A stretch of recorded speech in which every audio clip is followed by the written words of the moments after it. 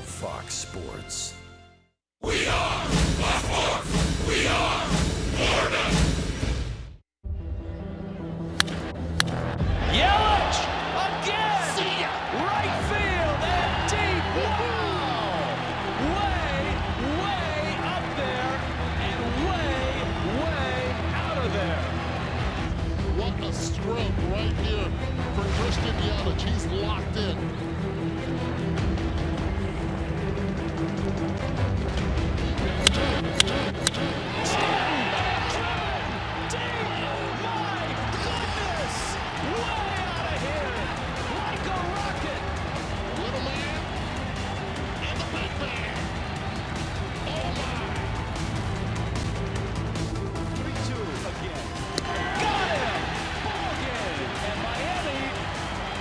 Won 11 of their last 12. They beat the Phillies, and they do it with little poison and big poison.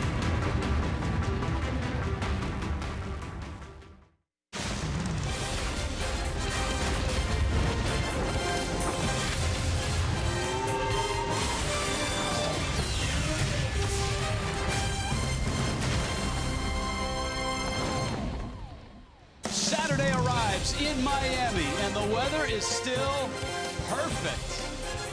The Phillies, the Marlins, ready for game 2. Yes, roof open, rolling windows open. Sunshine for batting practice. Sunshine tonight. Jeff Conine hoping someone will take one of those bobbleheads. Yeah, Jeff Conine bobblehead night tonight. How cool is that? Niner presenting it, and it's an all-star version. Hi, everybody. Rich Waltz along with Jeff Conine and Eduardo Perez. Jeff will be joining us shortly. Nice bobblehead and a nice run by the Marlins right now. No, without a doubt, this has been an unbelievable run by the Marlins. There's a different hero every night, but at the same time, the pitching, the bullpen has held. They've done a wonderful job allowing the big guys to do the rest offensively.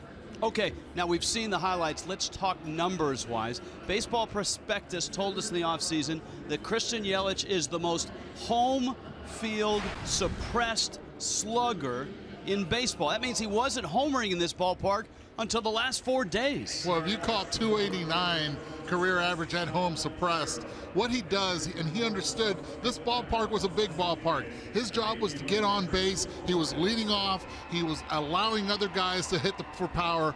Now he understands his role. His role is, let's sacrifice a little bit of the average and let's try to go for the power, and it's happening. Now, I said last night, I'd never seen Stan hit a ball that far. That was 490 feet and a 395 clip in his last 11 games. Yeah, he's been not chasing pitches out of the zone, really consistent with it, and using his power to his ability. It's been a lot of fun to watch. It has been. And the Marlins, who have won 11 of 12, have never won 12 of 13. But they're shooting for it tonight. Carl Pavano is on site. He's talking bullpen with Craig Minervini when we get back.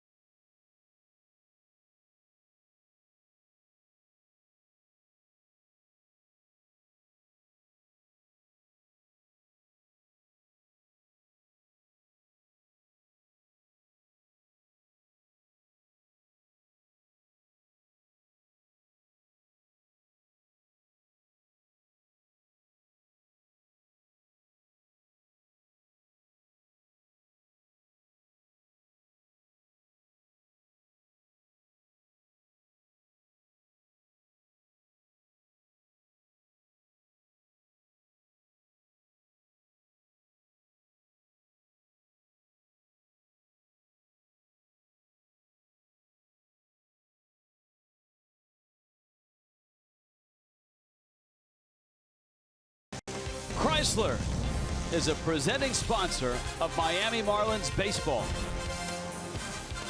And Jeff Conine looking sharp, Niner. Oh, look at that. Huh? Watch this. Four-seam action, tails at the end, late movement, framed nicely. Carl Pavano, dissect that one. Let's go out to Carl and Craig. Yeah, the lower half of the zone, too. Pretty good, Niner. Not Maybe too he's bad. coming back as a pitcher. Well, he was a pitcher, if you remember, in college, but he's going to have a tough time cracking the bullpen. Yeah, right. Because the Marlins bullpen, and not so coincidentally, they called up Kyle Bearclaw on April 17th, and that win streak started April 24th. He's been a big part of it, but really, you look at all the pieces. A.J. Ramos has been unbelievable. David Phelps, and you can go down. Every guy in that bullpen has played a role. No doubt about it, and being slotted has helped them. They all know their roles, and that kind of handled itself very quickly. And Magley, Wallach, Neves with the communication and pulling all the right strings and getting guys in places where they need to be has done a really good job. 11-1, only the second time they've ever done that in 12 games, and one of the big reasons is this bullish bullpen. Those are the NL ranks. They're also, with the walks have been low in this homestand alone, they have given up no runs in 14 2/3 with only 3 walks and 16 strikeouts. So that and dominating. Now, here's the big question, and Don Mattingly talking about this today, with the ball club winning, you're taxed, you're piecing. Yes. It's not easy to do that over a long period of time. Every night, relying on your 8th, 7th inning, what do you do? And take it while you can. Like last night, they gave Ramos a break. Phelps stepped up, huge. It gives a guy, a night off. I mean, you just keep rolling with the punches. You're going to have these times during the year where you got to cover, and when you're not doing so well, you got to cover. I mean, guys have to step up constantly, and no guys maybe will be in different roles because one guy's faltering. And I think they all have great attitudes and very professional about it. Phelps being able to chip in now in the 8th inning with a couple of saves when Ramos has been unavailable. AJ will be back in there tonight if needed. All right, we're set. Game 2 of the 3-game series. The Marlins trying to do something they have never done. Win 12 games out of 13. Next.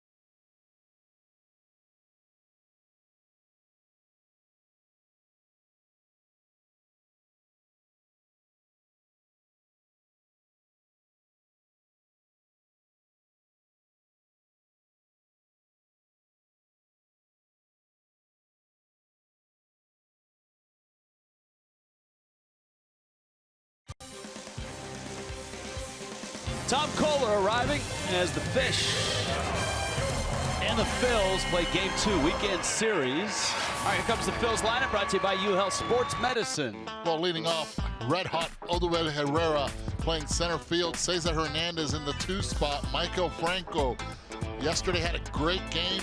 Let's see if he can continue that with Ryan Howard behind him. Carlos Ruiz Chuch catching in the 5-hole. Freddie Galvis, David Lowe, Jeremy Hellickson, the pitcher, hitting in the 8th spot, and Peter Borges bringing it from behind in the 9th spot, playing right field.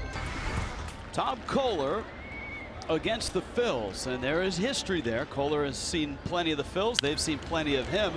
And Herrera, who's having a great year, fouls it off. Great catch. Great catch by the fan to start off the game. Nicely done. There's Kohler's numbers. Start number 5, and the troublesome thing is the innings there. 22 1/3 in 5 starts. So he is averaging less than 5 innings a start. Marlins would like to see that change. Kohler would as well. Tom making his 10th career start against the Phils, and Herrera takes in. What a nice start for this guy. A Rule 5 draft pick last year. He really showed in August and September that the Phils made the right choice. Second in the National League in on-base percentage. That didn't miss by much. Dale Scott is the home plate umpire, and it's 2-1.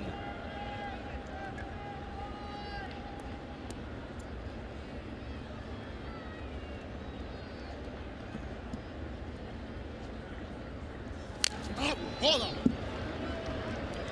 Herrera upset by missing that 2-1 pitch right out over the plate. So far this season, really good eye. Last year, you would see him chase those pitches on the inside part that Dale Scott called a ball.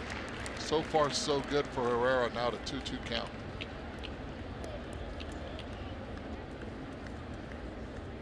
Cesar Hernandez, Michael Franco to follow. And Dale Scott rings him up. Herrera turns and heads back to the dugout.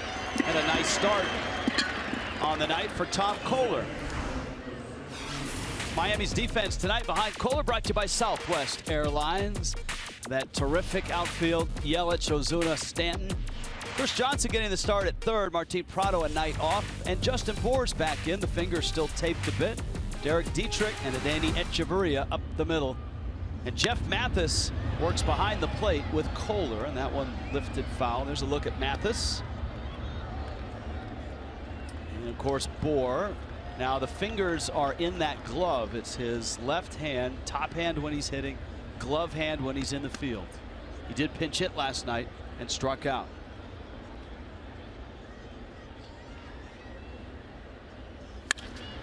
Liner center, Ozuna there, makes the catch. Hit hard. But Ozuna was open and they hit him right in stride. One thing I like about this combination, the battery combination of Mathis behind the plate, is he will not allow Tom to shake him off as much. And we just saw it right there with Cesar Hernandez.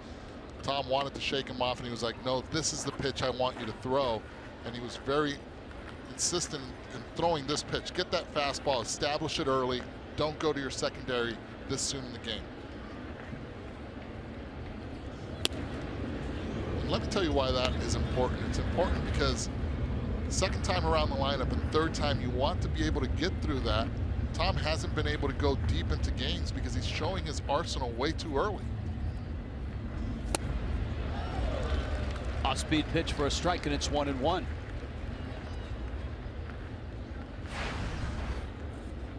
Franco last night, a double, a homer.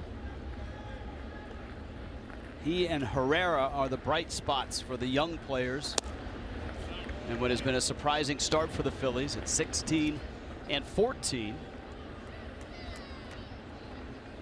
Franco, a third baseman. He's got Ryan Howard behind him. Pete McCannon's got the big guy in there in tonight's lineup. Another breaking ball and another strike. It's 2-2. Michael Franco did not like that call, but that call stems from the pitch previous to that one, that fastball that moved his feet. Get him looking in there, and then all of a sudden he's too conscious of it. No swing. I love that last shot, looking up from that first base side up out of the ballpark with the roof open, the rolling windows open. This ballpark has such a different feel. That's just a terrific look on another gorgeous night. Temperatures feel like mid-70s. Swing and a miss. Tom Kohler off to a great start here in the first. A pair of punch outs, a 1-2-3 inning. The big bats are coming up for Miami.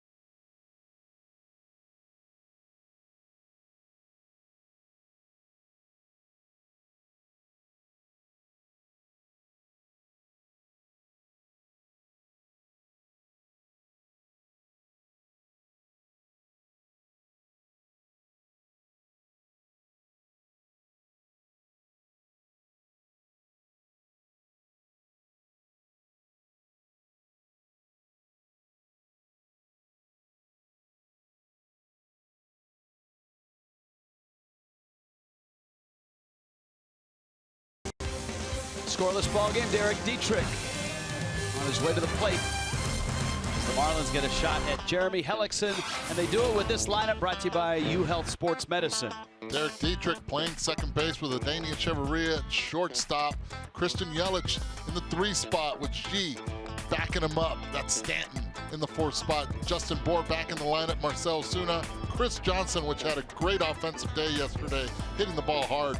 And then Jeff Mathis and Tom Kohler in the 9th hole. Here's Dietrich now. And Hellickson unwinds with a fastball that dips low. Hellickson, the 29-year-old, Rookie of the Year for the Rays back in 2011, won a Gold Glove the next year.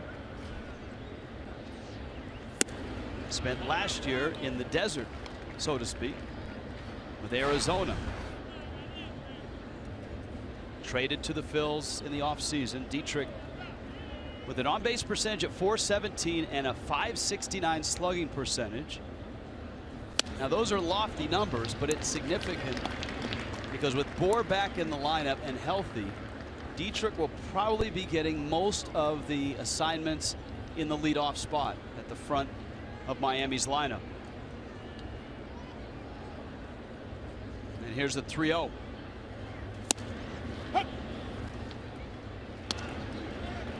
Hellickson never in a hurry, a deliberate worker. He just caught the corner with that fastball.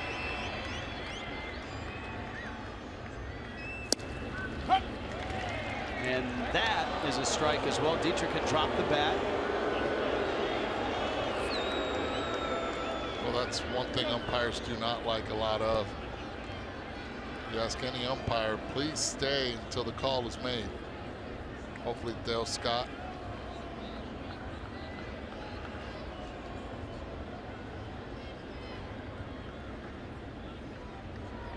(3-2). Dietrich drives it center. Herrera back and makes the catch. He stopped, Herrera did, in his route and then reconsidered. And gets there. Makes the catch. That's a long fly ball out. Defensively, the Phillies brought to you by Southwest Airlines. Lowe, Herrera, and Peter Borges, the speedy one in right field. Franco and Ryan Howard's back at first base. Up the middle, Freddie Galvis, Cesar Hernandez, Chooch behind the plate. There's a Carlos Ruiz sighting, and he's in the lineup for Pete McCannon. And look who's hitting second for Miami. It's Adeiny Echeverria. A night off for Martin Prado. And Echeverria, who had his own night off last night, is slotted second. Jeff Mathis getting the start as the catcher. He's in the 8th spot. That's where Adeiny usually is. Hellickson fell behind 3-0 to Dietrich. He's 2-0 to Echeverria. Yelich on deck, and then Stanton just underway.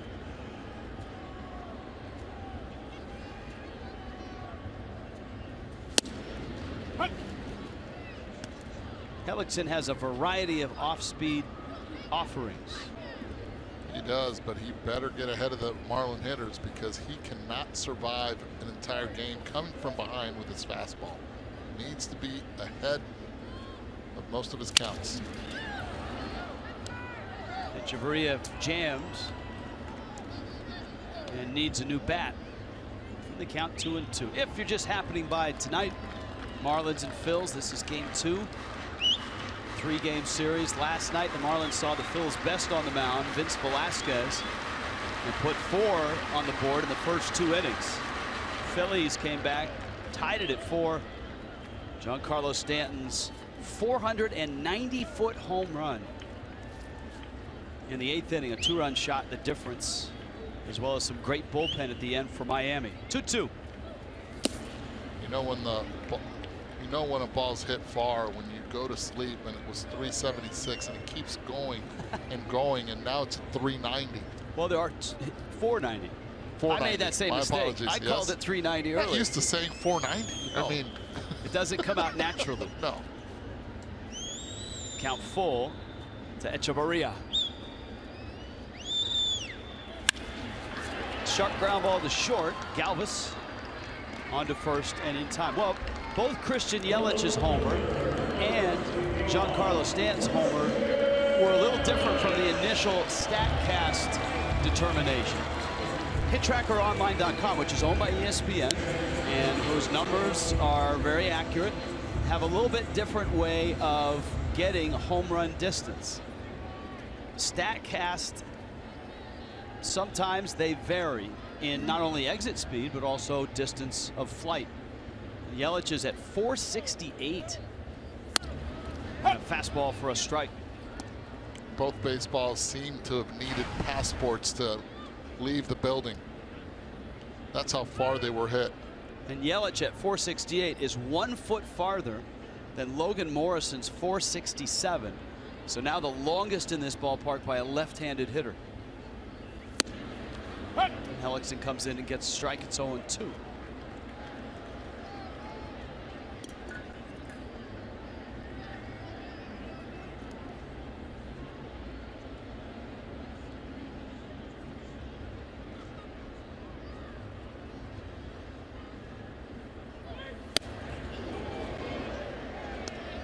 Fastball in on Yelich.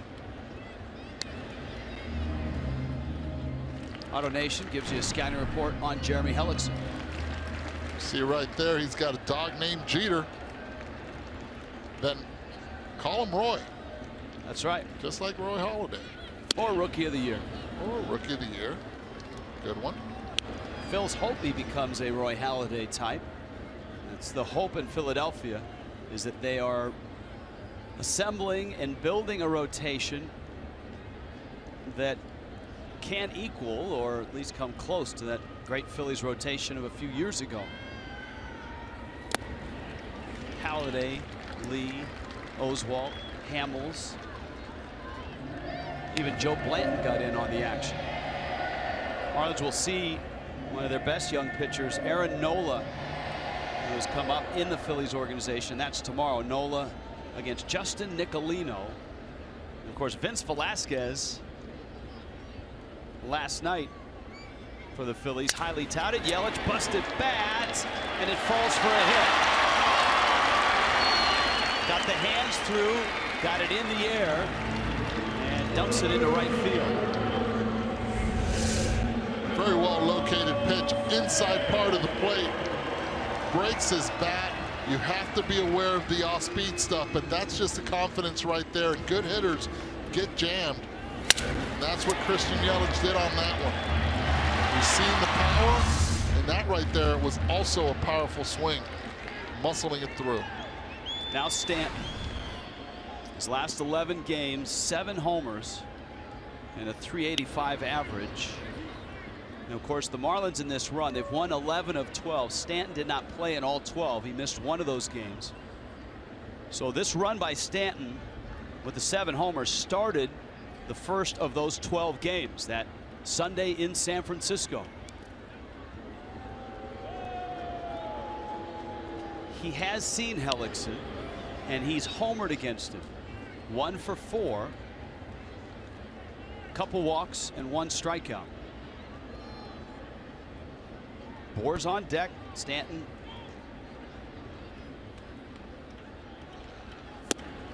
takes a strike. That might be the best pitch he's going to see in the entire at-bat. Missed location right out over the plate. He was taken all the way.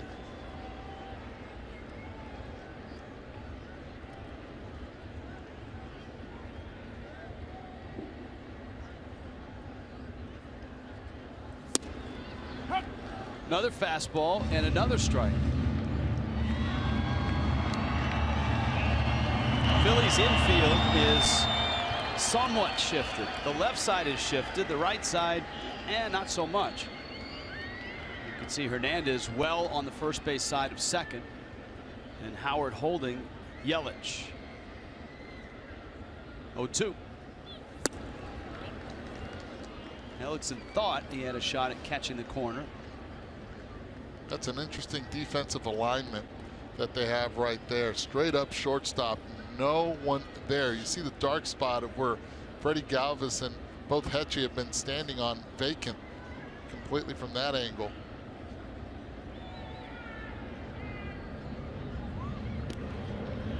Now, common sense would tell you Yelich is not running anywhere with Stanton up, although with 2 strikes, maybe the likelihood increases incrementally. And the likelihood of there being an off-speed pitch here also increases. 4 fastballs in a row to Giancarlo is not a healthy thing to do.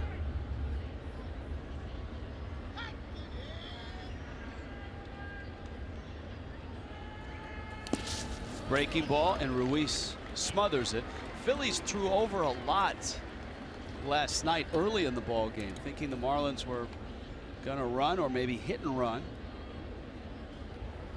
There's Pete Mackanin. Great to see that he had his contract extended. Very well respected in the game. His first full year after taking over midway last year as the skipper of the Phils.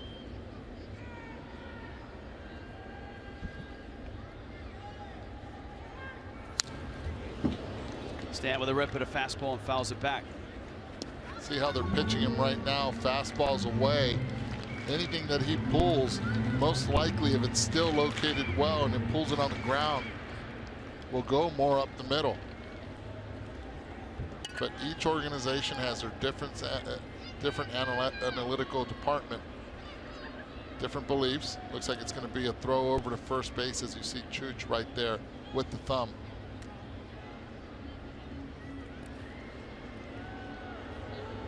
That's usually the universal indicator. A catcher, when he sticks out his thumb, right thumb, throw over.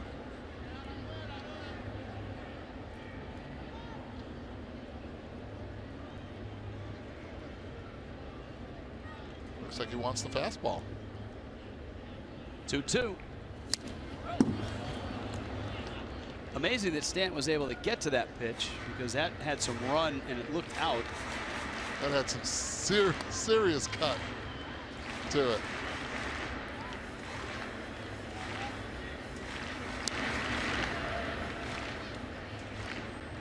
Two balls, 2 strikes. Stan is homered in 3 of his last 4 games, and he's at 10 now on the season. Yelich at first, scoreless in the first with 2 outs. Breaking ball got him. Stanton strikes out, and Hellickson navigates the first, leaves Yelich at first. To the second, scoreless.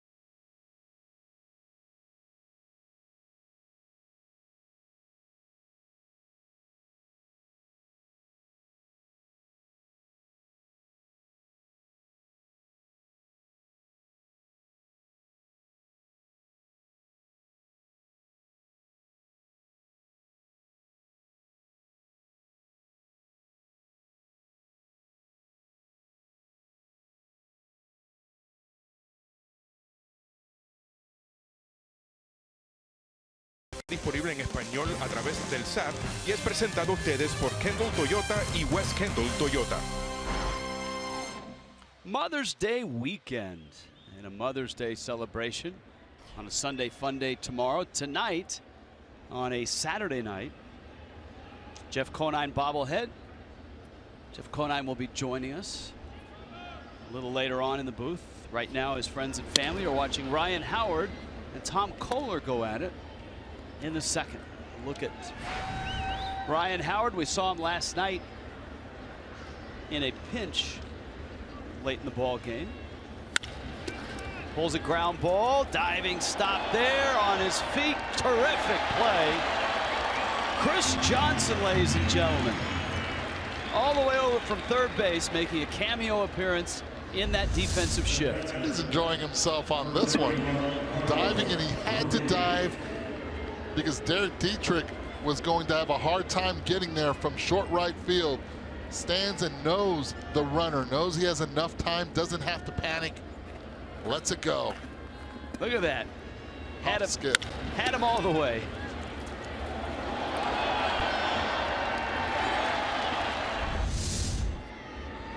Now he's back on the other side of the diamond for Carlos Ruiz, who takes a strike. So we've seen in consecutive at-bats the remnants of the great Philly teams that won 5 straight National League East titles, went to 2 World Series, won one of those World Series. Ruiz, in the last year of his contract, an all-star and a star in both those World Series. His batting average combined .353 in the 2 World Series. Slow roller, Echeverria. Kohler looks sharp.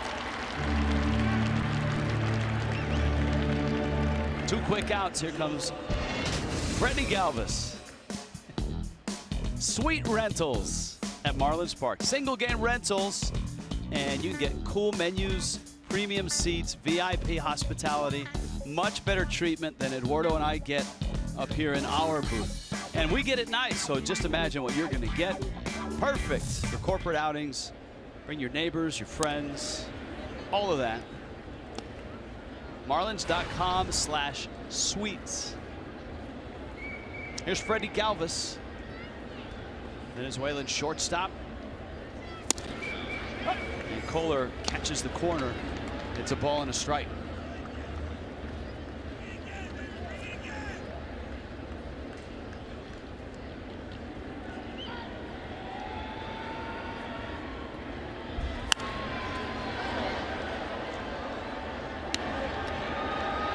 One and two.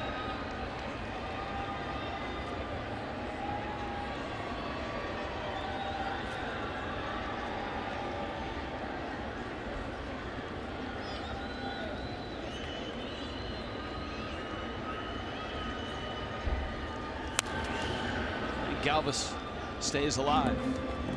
A lot going on today in baseball and sports, for that matter. The Kentucky Derby. I like they put the race here on the stadium before the game.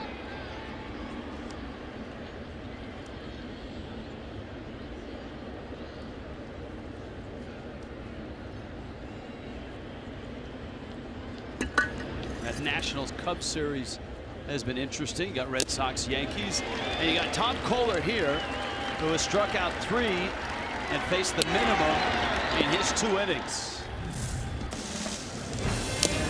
Scoreless ball game in Miami.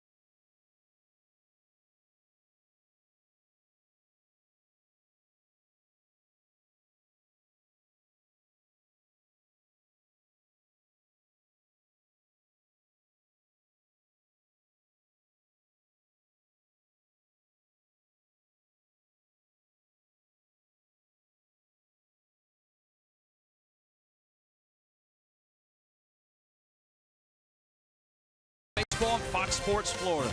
Brought to you by the all-new 2017 Chrysler Pacifica. By Checkers, fast foodies know the deal. By your local Toyota dealers, let's go places. And by Southwest Airlines, transparency, low fares, nothing to hide. Become a familiar sight. Look of Barry Bonds up on that top step. It's Justin Bour. Takes a strike on the outside corner. Marcell Ozuna, Chris Johnson will follow.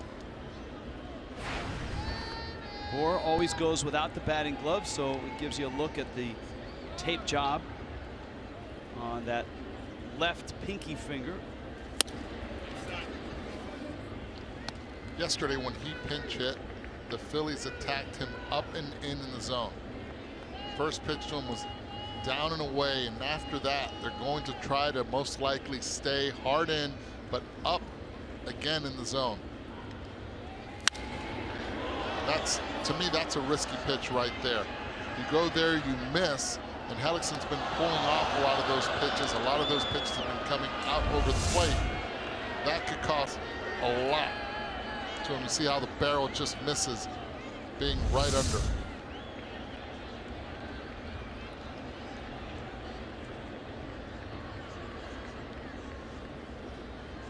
One-two. Bour rolls it. Howard has it, and he steps on the bag. And notice how the Phillies had their infield almost straight up for Bour. And that may be the first time we've seen that this year. Oh, without a doubt, he's been dead bull. Everyone's been using last year's scouting report. The Phillies have updated theirs, and they have noticed how much he's been going the other way. Marcell Ozuna now, with Chris Johnson behind him. Ozuna had a couple of hits last night. He has the longest hit streak going for the Marlins at 6 games, and has 3 homers in those 6 games.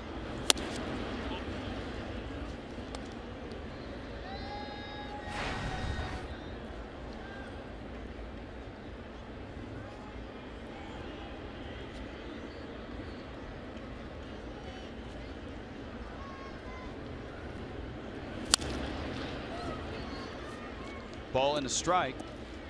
Well, the headline screamed the Marlins have won 11 of 12. They've actually won 4 straight as well since that loss in Milwaukee in that last game. But this franchise has never had a team win 12 of 13.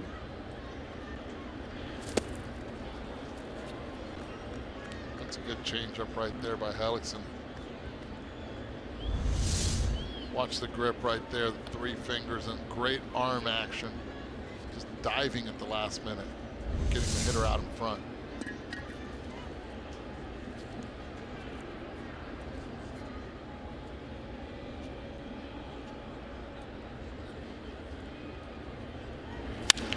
Ozuna, center field. That one's crushed. Back goes Herrera. Gone. Dead central. 1-0 Miami. You're watching the TV. You're thinking, is it going to go or not? Sometimes, just look at the pitcher's reaction. That ball was scolded after going changeup and having him out in front. Watch Hellickson. Oh, oh, he knew. He knew.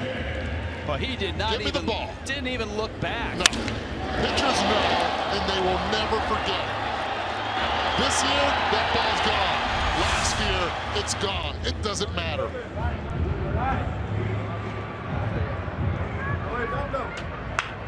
Well, let me amend those totals. Ozuna has hit in 7 straight and has 4 home runs in those 7 games. I like when you amend totals. We strive for accuracy. If we can get accuracy, then we get consistency.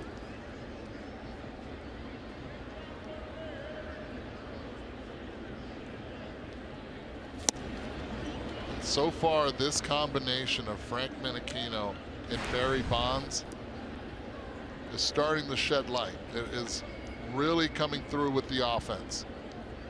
Players are listening and they're executing. Johnson 1 for 3 last night, but every ball he put in play was over 100 miles an hour off the bat. In fact, the most pedestrian of the night, the 100-mile-an-hour shot, was a single. The others were outs.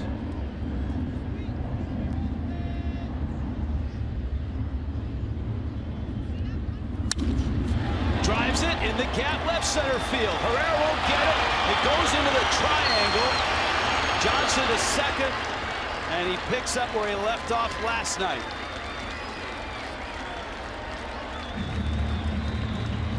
Well, yesterday, leaving the ballpark, I spoke with Chris Johnson, and he told me, wow, 1 for 3, and I hit the ball hard all 3 times. Continues to do so. One of the reasons he's now listening and understanding, more importantly, what Barry Bonds has to tell him. He's, at the beginning, he didn't understand so much. Again, 107 off the bat, just came out again. 4th time in a row now. Let me amend it from yesterday. I want to use your language. 4 in a row off the bat over 100 miles per hour. That's barreling some stuff. That is pretty impressive. By the way, early return on Ozuna, 425 feet. A pedestrian 108 miles an hour off the bat. Diving, sprawling stop there. Michael Franco. Now the third base umpire called an out. I don't think so. I think he short hopped it. Well, hold on here. Mathis is still at first. The umpires are looking at each other. Don Mattingly is coming out to talk to Dan Iasonia.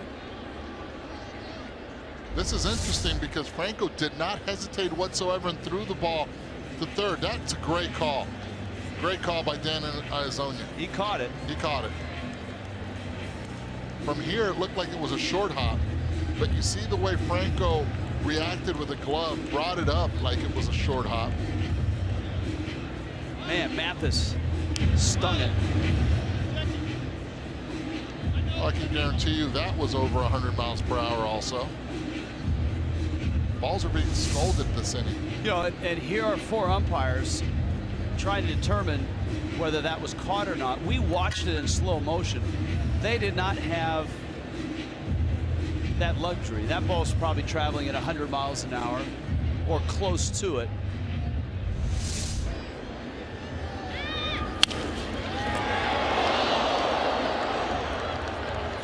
What does it look like to Franco? Well, the number came in at 93. Exit velocity, 93 miles per hour. And they got it right. The umpires in agreement that he caught it. So Mathis robbed. And here's Kohler, and with 2 outs, he certainly can help himself. Miami's on the board with a Marcell Ozuna home run.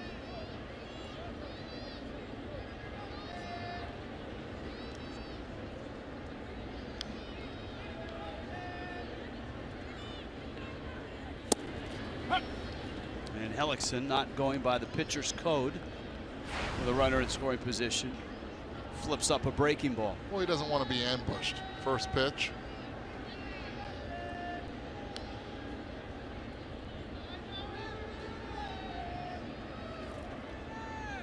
You know, and lost in that shuffle was the nice job that Chris Johnson did freezing on that ball and going back to the base. Johnson, to me, is one of those under-the-radar guys in spring training that when this club gets to August and September, you have a feeling he's going to be playing a rather important role.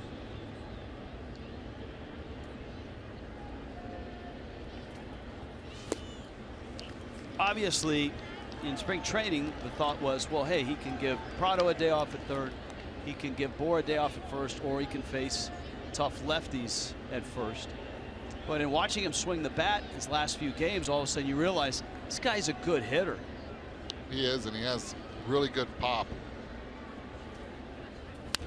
like you pointed out, he gets around Menachino and Bonds, and as he noted, he's starting to learn some things. Listen, that can help propel a guy late in his career to have some good seasons. And coming out of the bench is not that easy.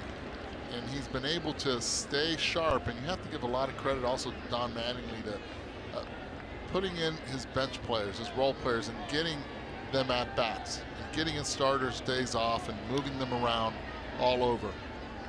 They have to be able to stay sharp because you never know when that pinch hit comes through.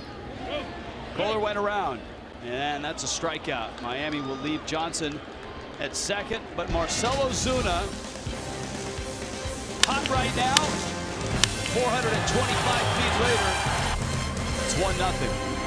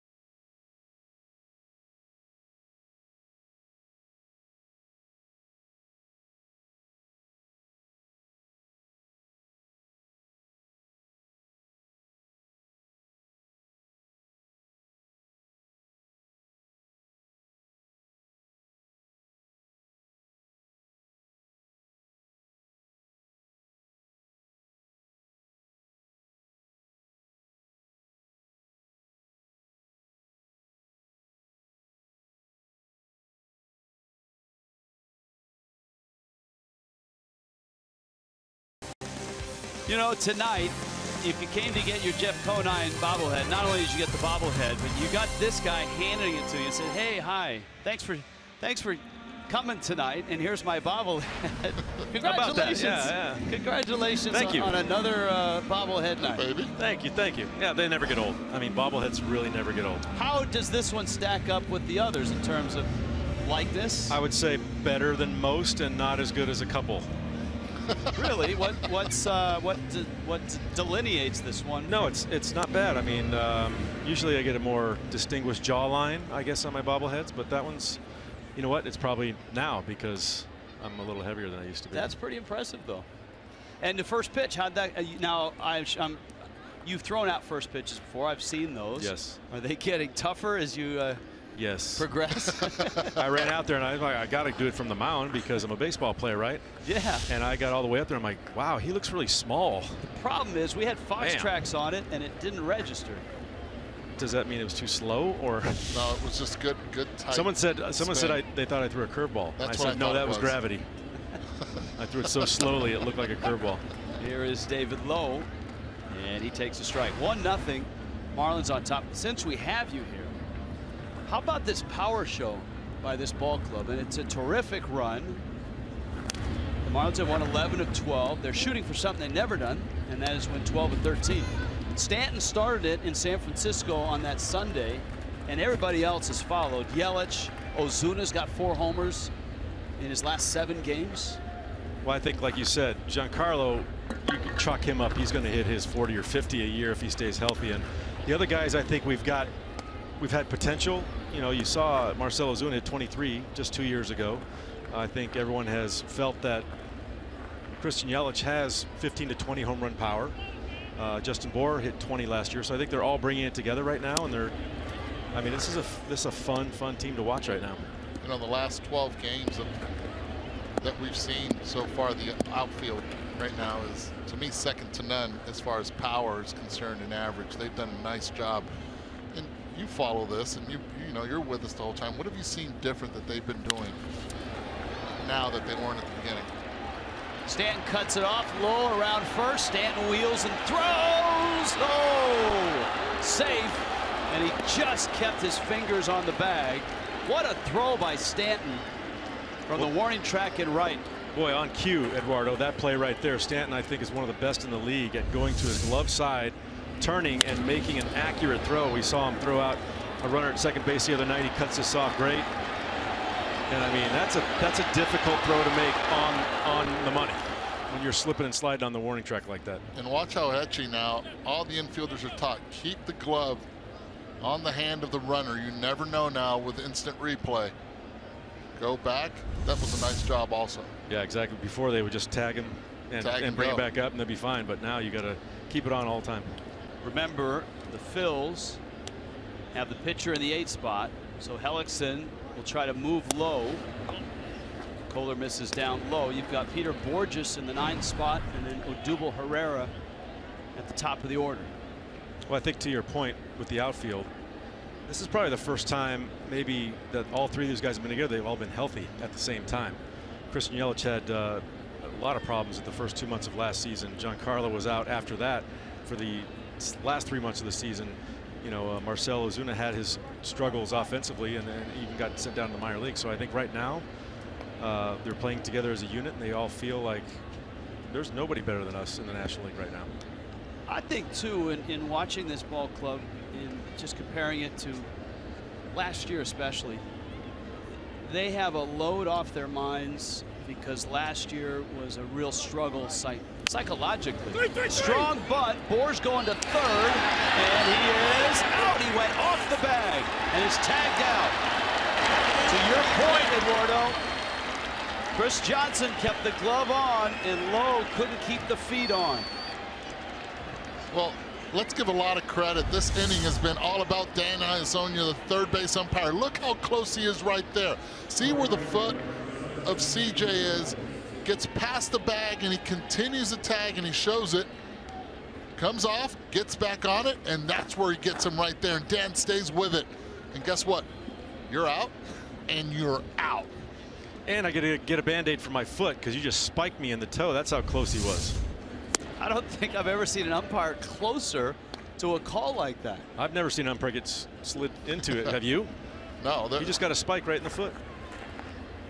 Well, maybe we can leave a Jeff Conine bobblehead after the game. I'll sign a bobblehead for him.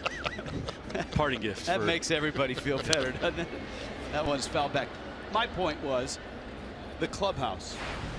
The dynamics of this clubhouse, starting in spring training and right now with winning helps. Complete opposite from last year when morale, the clubhouse, and everything was a mess, to be honest. Yeah, I think it's kind of a relationship. Is one dependent on the other? You know, does winning create that clubhouse chemistry and that good feeling they have in there right now, or does that good feeling in the clubhouse create the winning that they're doing on the field? I think that man has helped create in spring training the ability for the clubhouse to be good and everybody, as I mentioned, not to worry about anything, not look over their shoulders. I mean, this is great. You know, there's no more posterizing. Craig doesn't get wet anymore because I hear the whole post-game show. Oh my God, I'm freezing because they threw water on me. And blah blah blah. Now they just parade the masks, and he's the happiest guy on TV. Napoleon Dynamite was that middle mask. And the scene in the clubhouse, though none of us have been able to witness it, apparently is a live club. Nice play by Bohr to get the force and then get the rundown, and the Marlins get the double play.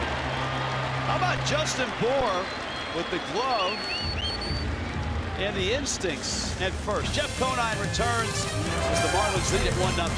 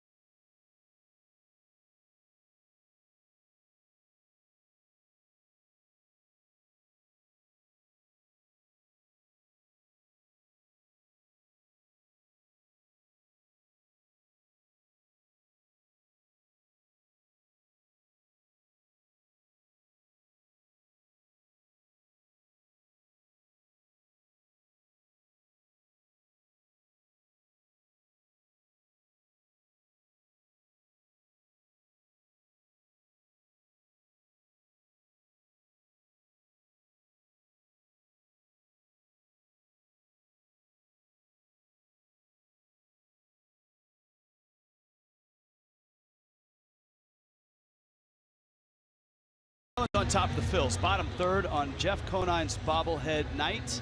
Part of the Marlins All-Star bobblehead series. You, of course, the MVP of an All-Star game. Two-time All-Star. Yep. So congratulations on that. Thank you. We were talking about the Marlins post-game. In the Marlins clubhouse, now none of us have seen it, but apparently it's a club scene to rival any place on South Beach, with a laser show, fog machine, pulsating music, costumes, and all of that. Have you seen it yet? I've seen the equipment. So you see the fog that they have to do the interviews through right now. Giancarlo last night, and look at the ceiling. It's like a fog bank in the clubhouse. Chen doesn't know what's going on. He's like, I can't see you. But I've seen the equipment set up, and it is very technologically advanced system. And I was just telling you guys about 1997 when we had that great team in 97 won the World Series. We played Men in Black on our bootleg stereo system. It was like 2 speakers and in the middle of the clubhouse. And we went to Pittsburgh, and on the road we won a game, and they had no stereo system, so we could not play our music. So Bobby Bonilla paid the clubhouse guy to go out and get this gigantic boom box so we could now play our victory song, so to speak. That's a relic right now. Oh. What, a boombox or Men in Black? Yes, all the above. Derek Dietrich hit a deep drive to the warning track at center in his first at bat. Dietrich in the leadoff spot tonight. This is one thing that's gone unnoticed is how well he's been able to play defense at second base. Really doing a nice job turning double plays and having quality ABs throughout. But what an asset for Don Mattingly to be able to put him in multiple positions on any given night, because he's hitting 308 right now, and that could be 350 the way he's been swinging the bat. And his on-base percentage over 400. Whether it's by walk or getting plunked, which he's very good at. Very good at. Yes. Fastball for a strike. One thing to note here, the Philadelphia Phillies they really haven't played any shift at all with Dietrich and Bohr. See him straight up right here. And those are 2 players that most of the teams that the Marlins have faced, they've been shifted on. Dietrich runs the count full at 3-2. Were you ever shifted on? No, never. Never. I like to go the other way quite a bit, so I was pretty much a straight up defensive guy. That one pulled. And Hernandez gets the out. Now, post-baseball career, you've been with us in a variety of capacities, but you've also done a lot of interesting stuff. The Ironman triathlon. When are we going to see a bobblehead of that? Mount Kilimanjaro. Never. Wow. Now, this was the submarine visit of, what was it, last week? Sunday to Monday, yes. Is that, of all the things you've been able to do, and you've also gone some pretty cool places on the road, you were not a guy that's just stayed in your hotel. I mean, I remember my first year with you as a player, you were always going to see your Secret Service guys in Washington, D.C. You had places all over the road that you would go out and have cool stuff done. Where does the submarine rank? Right near the top. It really does. When you're, I mean, how cool is a submarine? Everyone loves to see a submarine pop out of the water, and they're so mysterious. And to be able to get on with the USS California with those sailors, and they were so gracious to us. They showed us every inch of that boat that they could. Obviously, there's some places on there that are top secret you're not supposed to see, but anything they could. It was our boat too, and I was able to sit down with the sonar guy, and I put the headphones on, and he's teaching me how to read contacts, and the medic that was on board, you hear about his stories, and the captain told us great stories about some of their deployments, and it was just like such a cool informational thing. You just sat down and these guys just told stories, and it was my 27-hour deployment is what I call it, but it was one of the best experiences I've had. To right. Gorgeous makes the catch. Now there's a shot of you on the submarine, and we've seen it a couple times on our air, where you're like leaning back sideways. Is the submarine making like a depth dive or a big turn? Yes, what's exactly. That all about? It was called angles and dangles. So they do a 25-degree down angle going from 250 feet down to 650 feet depth in a short amount of time. So I actually got further. I almost hit the wall. That's not a wall, but I was beyond the door opening there, leaning into it, and my feet started actually sliding. I asked the guy, if I had bowling shoes on right now, I'd be down at the other end of the sub. Wait a second, you were in the kitchen there, right? That was the galley area. The galley area? Yep. Spent a lot of time there. Actually, the food was excellent. The food was very good. 27-hour deployment. I put away some groceries for sure. How's the gym on the? The gym is sporadically placed around the boat. There's a random Versa climber on the hatch just before you go out of the ship. There's power blocks. Remember the old power blocks? Yeah. In the torpedo room. They're just on the floor, and guys will pick those things up. There's a pull-up bar in there that has a space for your head that's not much bigger than a normal head. Like, if you got a big head, it's not fitting up there. Bruce Bochy would not be able to do a pull-up on the USS California. 1-2 to Yelich with 2 outs. Bottom third. Ball in the dirt. Now tonight, I know you have a suite. Your friends and family are probably crushing in the suite right now. Yes. Crushing, I like that. I know. I know. So it's pretty cool. How many friends? How many family? What's the number?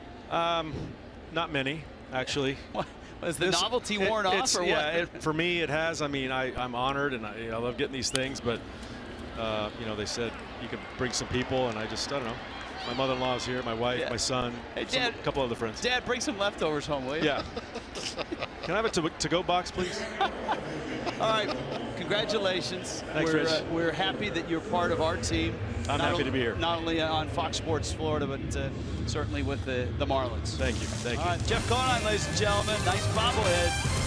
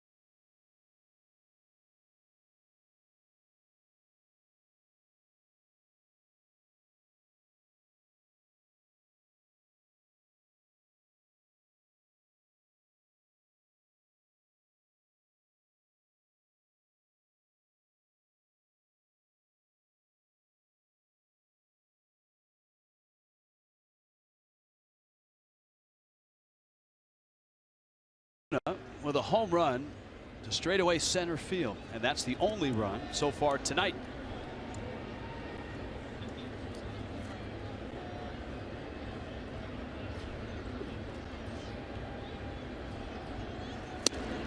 Fastball misses outside to Odubel Herrera. If you're just joining us from the Heat playoff game, the Heat dropping Game 3 to Toronto. It's Jeff Conine bobblehead night at the ballpark on a Saturday night. The hottest team in baseball, the Miami Marlins, and the Philadelphia Phillies, one of the surprise teams in baseball. Rich Waltz, Eduardo Perez, Craig Minervini. Carl Pavano will be by for Marlins Live postgame. And the Marlins have a long home run again. No, not 490 feet. like Giancarlo Stanton, or 468 feet like Christian Yelich last night. But 425 feet straightaway center, pretty impressive anyways, and that was the guy who plays between Stanton and Yelich, that man, Marcell Ozuna. And Eduardo, I can remember 2 years ago, 2014, the discussion was who had the best young outfield in baseball. Was it Miami or was it Pittsburgh? And at that time, I think people mostly went with Miami. Herrera walks. But then last year, with the injuries to Yelich early, the struggles of Ozuna, the injury to Stanton, there was no question that Pittsburgh went past them. Well, when you have a Starling Marte in left field, a McCutchen in center field, and a Gregory Polanco in right field, that's a really athletic team. Now, running the bases, I actually like this team. I think Gregory Polanco has a lot of speed, a lot of skills, makes a lot of mistakes on the base paths. Do they have the potential to be as good? Either team, if you ask the people in Pittsburgh, they'll say the Pirates. If you ask the people in Miami, they'll say here. Can't go wrong. Yeah, and it'll be fun once you get to August. You know, you hope that for the Pirates and for the Marlins, all three outfields stay healthy. And then you compare from there. Herrera is a threat to run. He swiped 4 bags. And Kohler chases him back. Cesar Hernandez and then Mikhail Franco.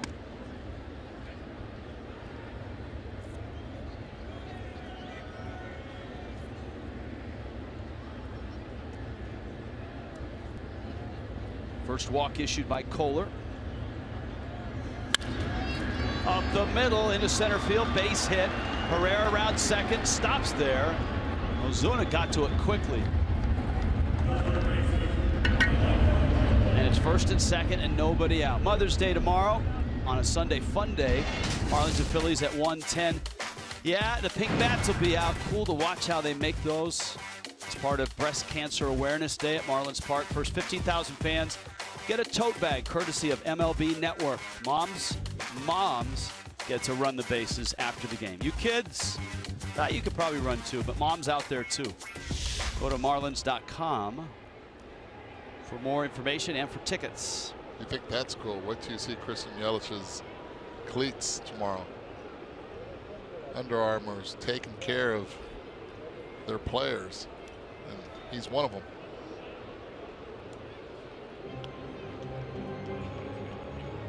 Well, that's worth tuning in tomorrow or coming to the ballpark. And have you looked at a weather report for tomorrow? Is there a shot that the roof is open on a day game like that?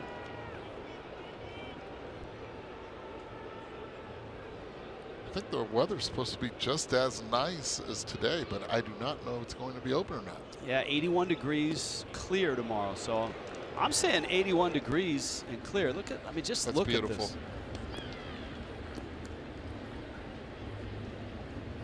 You know, it would be prettier if the upper deck was packed with people. Whew. Right now in Miami, 74 degrees. And look how low the humidity is.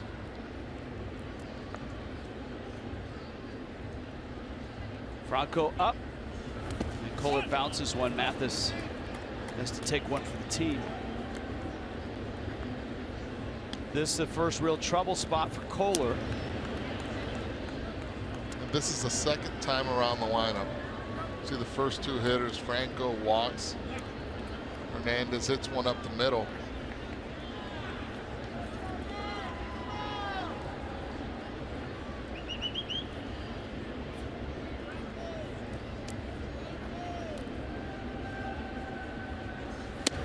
Almost hit him. His shirt's already unbuttoned, so that one almost caught that shirt. We start our Mother's Day coverage at 12:30. Jeff Conine is back on the job, out of the suite, sitting next to Craig. Mother's Day shout-outs are always fun, and Barry Bonds, a guy who choked up on the bat. We'll talk about why and how it helps. In the air, Ozuna backing up. Everybody's tagging both bases. Hernandez from first will stop there. Herrera from second gets to third. All around, good job by Marcell Ozuna not to fall in the trap of trying to throw the ball to third base. Keep the double play in order. Hit the cutoff, and Derek Dietrich was right there. See how he places himself in position. Gets under it, gets the momentum now to throw it. Keeps it low and is able to hit Dietrich.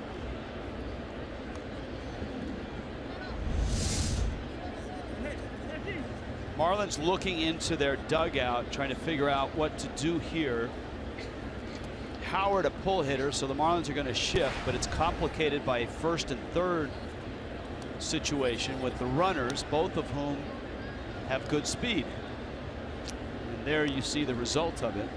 I mean, you see the outfield still straight up. Ryan Howard hits a lot of balls the other way, in the air. Fouls it back to the screen. Howard, the average not great, but he's been productive. 7 home runs already.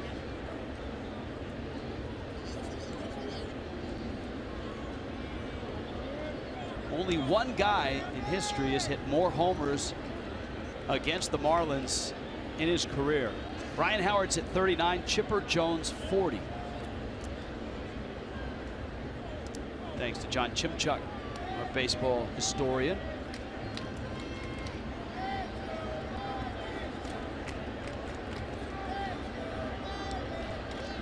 There it is, downtown Miami. And that's shot through the rolling windows. High fly ball should be deep enough to score the run. Herrera tags. Yelich's throw goes to second. The Phillies are on the board. And this game is tied 1-1.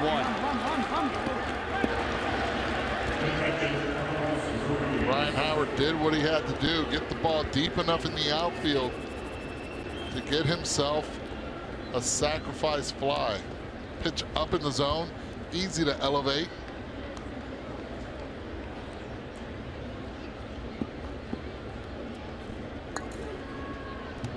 Carlos Ruiz now.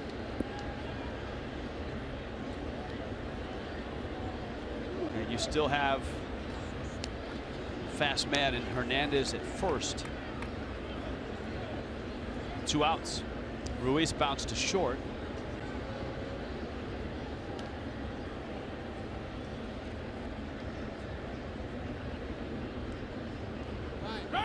In 10 or 15 years, when the Phillies have a reunion from their World Series championship team and they come back to Citizens Bank Park,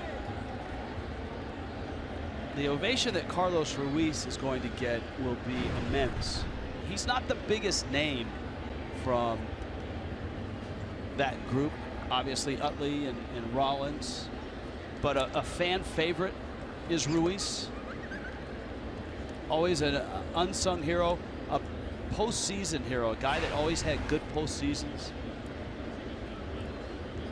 And of course, the biggest ovation he'll get is probably from that vaunted starting rotation. Pretty good pitching staff. But he was always clutch. Knew how to slow down the game and still knows how to slow down the game in important at-bats. Would take deep pitch counts, and then with a runner on first or a runner on second, when they needed that base hit or that gapper, he was the guy they called upon. Just seems like he was always up in that situation. To right, Stanton is under it, and the Phillies manufacture a run in the 4th. And in downtown Miami tonight, it's 1-1.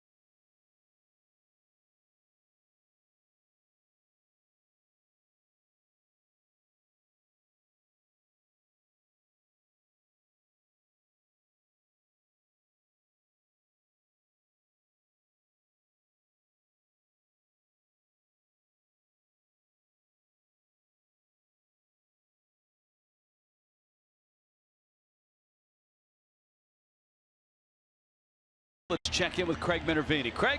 All right, Rich, there's still a mystery. That shot by Giancarlo Stanton. We're trying to figure out where it landed. We know it went about 490 feet. Now, here's what they're telling us right now, that the ball landed. One of the security gentlemen said he saw the ball land past this gentleman, past this, and somewhere over here, and it bounced off this wall, or it would have gone out. And then it came all the way back to the coffee shop over here. But unfortunately, Eric, who works the coffee shop, is not in today. And he saw it. So we got one last piece of evidence, and it's up there. You see that security camera up there? Yes. They are going to check the tape. We'll show you in a second. There's a security camera just to the left of our set. It shoots in this direction. So they're actually going to check the tape for us and see if maybe they have some video of the ball landing up here. So that security camera can also check if you and Conine are having any hijinks on the set, right? Well, let's show that one more time, because it's going to be tricky, because there's a pole there that Jeff had installed because he's Mr. Marlin, so you can't see on the other side of the set. I just couldn't believe, Craig, that you had your back turned while Giancarlo was hitting. I know, you can't miss his at bat. When I was a kid, I think we all have a home run hitter that we had to watch as a kid. And for me, when Dave Kingman came up, you couldn't miss. Now, most of the time he struck out, but he was just one of those guys. And Giancarlo with a lot more game than Dave Kingman ever had. But when you watch a slugger, you can't miss his at bat. It's just something about baseball. So Stanton. Now, I understand, Craig, while we have you, that with Carl Pavano out there today, Jeff Conine was presented with his bobblehead. And you were presented with a gift, a fine parting gift, according to the crack staff in the truck. They wanted me to let the fans know about that. John Sulcer, our esteemed producer, came up with these. I don't know if you can see these. This is John's creation. He has a nickname for me, and he came up with this card, including the Marlins logo on it. It's on the screen now. We see it. You see it? There it is. Home of the 2017 All-Star Game. The mayor of Marlins Park. So I'm trying to get some votes. No one has voted yet. That's all right. You're by proxy. You're in, and you'll be presented with a key to Marlins Park at the end of the year. To left field. That's deep, and he goes opposite. Miami back on top. The big one rides it over the Clevelander. And that's why you bring a glove to the ballpark. Talking about power. How about going the other way and into the bleachers?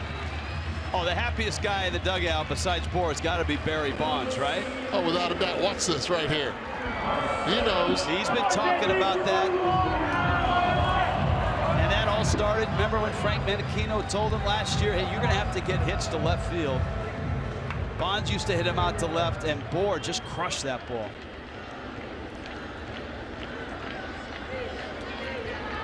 Have we seen a left-handed hitter go up into the blue seats?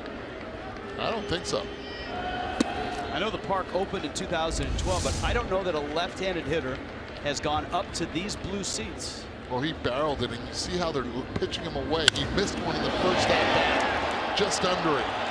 Yesterday, they pounded him up and in. Today, they want to go away. That's why you don't go there.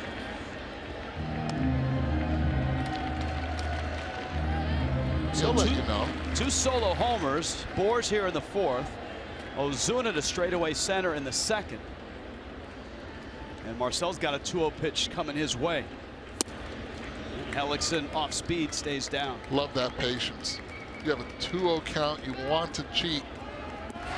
But when you're going well, like Marcell Ozuna is, you can see it all the way. He saw the spin. He took it. Now he's at a 3-0 advantage.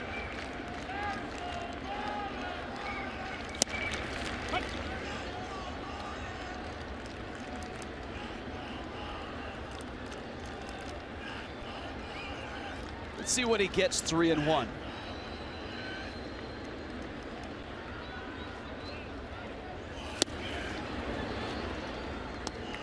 Oh, he took some off again. He had a 2-0 count. Took some off there, 3-1. He already saw what he did against the fastball. Now question, does he go to the fastball or does he repeat the same pitch? And Down goes Ozuna. All right, let's go back and look at Moore's homer. What a great catch by the fan, and that fan is with the mayor of Marlins Park, Craig Minervini. There's the ball. He's still shaking. This is Javier from Hialeah. Is that right? Miami. From Miami. Brings a glove. Good idea. Why do you bring a glove to the game? Just to make sure, you know, you never know when the ball's going to come. So I was just ready for it, and it came, and I finally caught it. So You were more than ready. You reached out for it. yeah, I had to reach out a good while. There's my fans, I guess. Crowd is yelling Javier. Javi! Javi! Javi! Is it the best catch you've ever made? Oh, yeah, definitely. I'll never do that again. Well, maybe.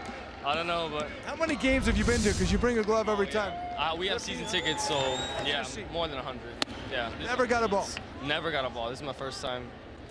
But Anything ever close? not really, no. No, that was my first time. It was Yeah, feels pretty good, right? Yeah, it feels great. All right, congratulations. There it is. Show us the ball again. Javier from Miami. He's got a nice souvenir, guys. Making a habit of this here lately. Yeah, a nice habit, and that's one of the trademarks of this run by Miami. Is a lot of home runs. They've won 11 of 12. 2 homers last night and 2 homers tonight. Johnson takes the breaking ball in. Chris Johnson doubled in the second. Jeremy Hellickson making start number 7 for the Phils. You see Miami's box score.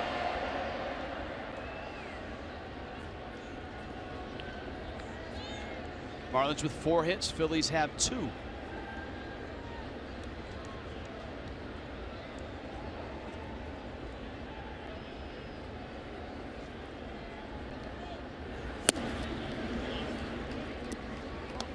Harder to stay patient against a deliberate pitcher like this than a guy that gets it and throws it quickly. Oh, without a doubt. But you know that going in. You know he's worked slow on the mound. Very deliberate. You have to start your load a little bit later also. Johnson. Freddie Galvis loads up and throws him out, but Miami's right back on top. Just like they started. Solo homer, opposite field. Justin Bour, his 4th. And it's 2-1.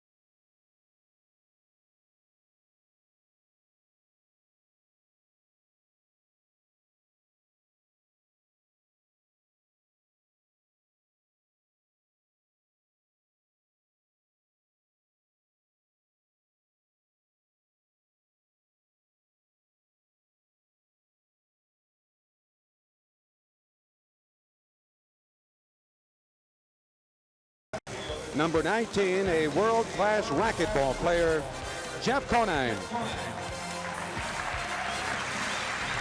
Oh, man. Now, you had not heard that. No, I had not. Yeah, well, that we talked to Jeff about that 2 or 3 weeks ago. He was so happy to be in the starting lineup, opening day, first Marlins game. He, of course, had come from the Kansas City Royals organization. And it sounded like Joe Angel, then the one of the radio voices of the Marlins doing the introductions. And rather than, you know, a former pitcher from UCLA, former Kansas City Royal, a world-class racquetball player. Some people probably were thinking to themselves, but they couldn't find an outfielder. Right. They couldn't find a real player. They signed a racquetball player. This expansion team. Turns out, Mr. Marlin later on. Yeah. Now, aren't you concerned though? Because did you not tell me that you are playing later in the week tennis against Niner? He's a world-class racquetball player. I expect him to be introduced as such on the court. Oh. No, look, I have no illusions of beating him because he's Jeff Conine. You just don't beat Jeff Conine at anything. So, but it should be fun. He's having a great time tonight. He's making the rounds. Rich, I've talked to Jeff about this. Oh yeah. And if he were laying the odds, he would put you as the favorite because you're a you're underrated. You're humble, but you're a very good tennis player, and he's new to the game. Yeah. Well, so he's saying it's just going to be kind of a test to see where he is in tennis. Well, I'm also older, so. So I don't know. We'll have fun. He's got you as the 3-2 favorite. David Lowe is up now. Hellickson behind him. Kohler striking out Galvis. Get over there. That's a foul ball. Tom Kohler tonight is giving up just the 1 run on just 2 hits. And he has struck out 3 and walked 1. But the good thing here right now is his pitch count. Very manageable right now as you see 55 pitches.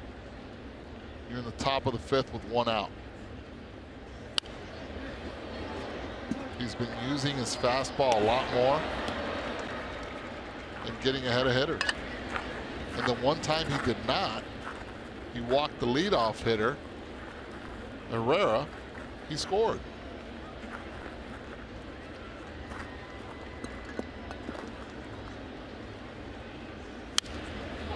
Lowe fights that one off. Check back in with Craig. Craig? Hey, yes, and a little update here with our pal Javier from Miami. The Marlins wanted to know that if you'd like an autograph from Justin Bour on the baseball. Yes, yeah, of course, that'd be great. They can't do it this time, but maybe. No, they are going to do it for you. They're going to bring somebody after the game, and they'll bring you down, all right? So, heck yeah. Thank you. That's a neat thing. Where's that ball going to go? Oh, right on a case. I'm gonna make a nice case and put it on my bureau. Perfectly in this. All right, he caught the home run ball before, and he's going to get an autograph after the game. That's pretty sweet. I want to know who the gentleman was that was happier than he was when he started hugging him. Wonder if that was his father or a relative. They tell him to go down. I think he'll go nuts. Down goes Lowe, and Kohler has struck out the first 2 he's faced here in the 5th. Tom Kohler, and look, we've focused on the home runs, but we should, at this point, focus on Tom Kohler. And he's really cleaned some things up on the mound tonight. He has, and I think he's worked well with Mathis behind the plate, taking charge, and you see the rhythm he has. He's already on the rubber, ready to throw the next pitch. The tempo is quicker. The defense is out there for him. Takes 3 steps and he's back on. And you haven't seen a lot of shaking off, and Mathis let him know early. Forget about that. Let's go. Hellickson. This is his second at bat. He had a sacrifice bunt his first time up. Actually attempted a sacrifice bunt. I'm not sure if he got the sacrifice or not. The runner got to the bag and then overslid it. So do you get the sacrifice because you got him there initially? Great question, but because Dan Aizanya did not say safe and then out, I think you don't get the sack. See, this is the problem right here, and it stems back to that 2-1 pitch, the 1-1 pitch where he threw a ball on. He took his time. We're talking about tempo. Threw a ball out over the, not over the plate, got upset, and stopped his tempo, stopped his rhythm. And that right there took him right out of whack. He's upset right now that he did walk Hellickson, but he has to be able to focus on Peter Borges. Likes to jump on that first pitch.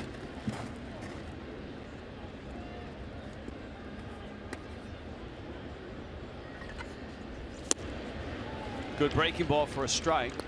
Borges bounced into a double play back in the third. So Hellickson's at first. Miami has a 2-1 lead. And Kohler effective and economical. This is pitch number 66.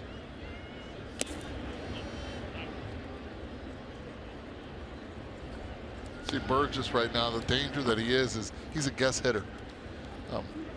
Doesn't really react and recognize pitches right out of the arm. That's been the knock on him his entire career. You just hope he doesn't guess right.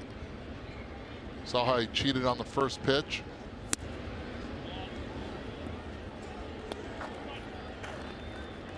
Right now, 2-1 pitch. He's looking for something out over the plate. Try to get that bad head out. You could see Mattingly and Nieves asking Mathis if the pitch was out, and Mathis said yes. That always brings a little embarrassing, awkward moment between the umpire and the catcher when if the manager asks the catcher, hey, was that out? And the umpire called it out. If the catcher looks over and says no. It is, but you have signs in the dugout, pitching coaches sometimes with catchers. Instead of them nodding their head, they'll do something with their leg. They'll rub their hand against their knee to let them know yes or no. More subtle way. More subtle way. It has to be a lot more subtle. Oh, great pitch by Kohler. And Borges certainly wasn't guessing breaking ball. Tom Kohler right now on top of the Phillies 2-1.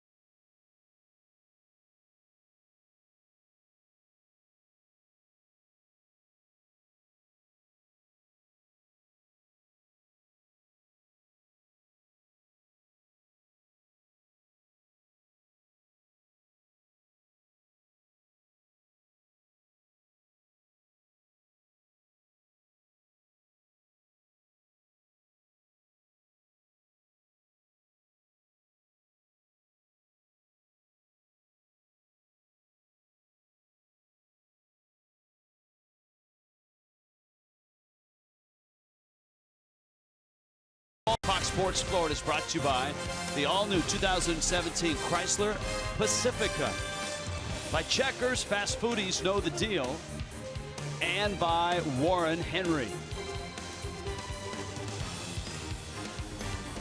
In Miami tonight, incredible night weather-wise.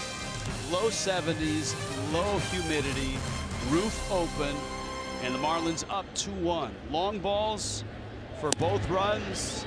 Marcell Ozuna straightaway center. Justin Bour opposite field over the Clevelander. And that's how we've arrived here in the bottom of the fifth.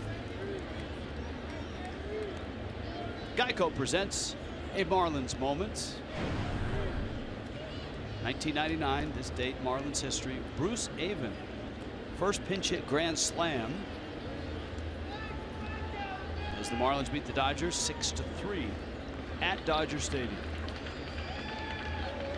Mathis was robbed of a hit on a line drive out. And Jeremy Hellickson misses outside. For a guy like Mathis, who gets a start every 5-6 days, they don't all even out, do they? No. He doesn't get that opportunity. But we made an observation a couple starts ago from Mathis. That leg kick has really helped him out with his timing. Gets it on time, and this is actually a very difficult pitcher when you have a leg kick because he's so deliberate to the plate once he starts.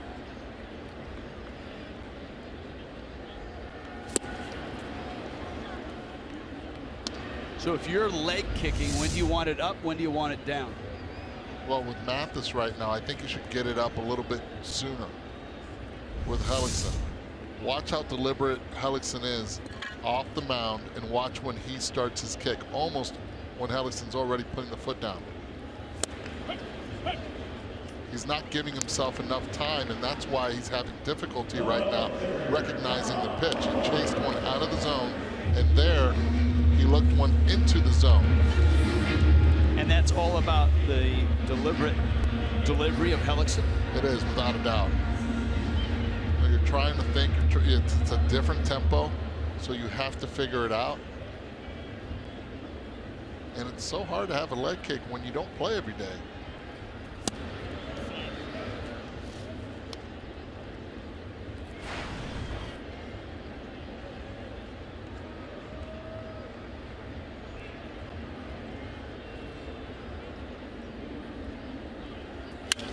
Kohler,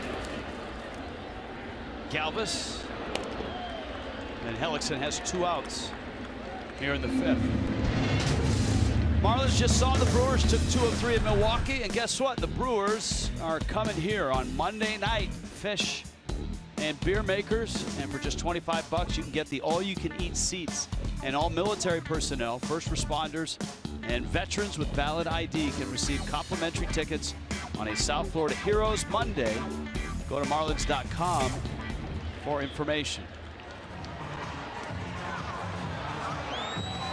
The Clevelander.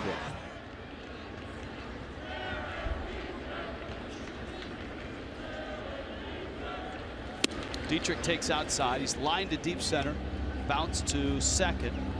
Derek in the leadoff spot at second base.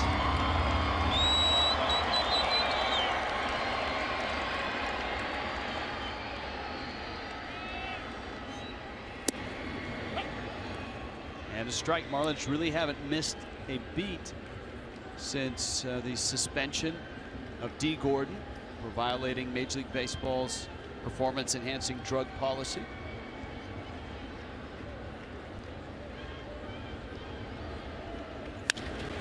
Dietrich sends it left center. Herrera on the run. He won't get it. And it bounces up the top of the wall. Dietrich to second, and he'll hold there. He hit a ball just as deep, but to straightaway center in the first that Herrera caught up to. And on the 85th pitch of the night, this hanging breaking ball right down the middle. Derek doesn't miss it at all. Ball starts tailing away from Herrera. No chance, stays in the ballpark. David Lowe doing a nice job getting that ball back in. Wow, he's been swinging a beautiful bat.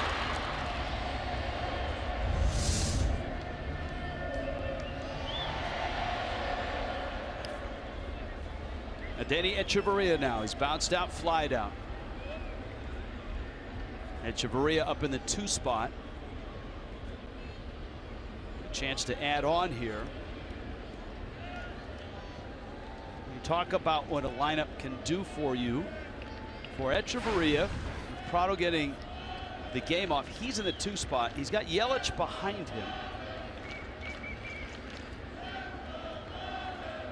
which is such a different dynamic that Echeverria gets throughout the season because he's usually got the pitcher behind him. Without a doubt, but one thing Hetchy has been able to do tonight is get ahead in every at-bat. 1-0, 2-0, 1-0 again.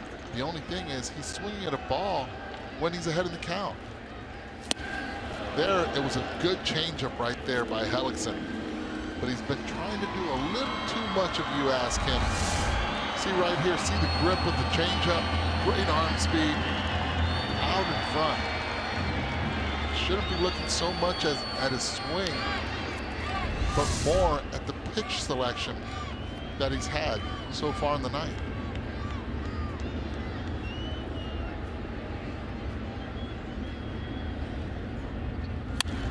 Echeverria, right field, base hit. Dietrich comes home. Borges up with it. Strong throw. It's waiting for him. Big collision. Ruiz goes down, and Dietrich is out. That's a legal collision when a catcher blocks the plate with the ball. He's fair game. And a little old school baseball at home plate between Dietrich and Ruiz.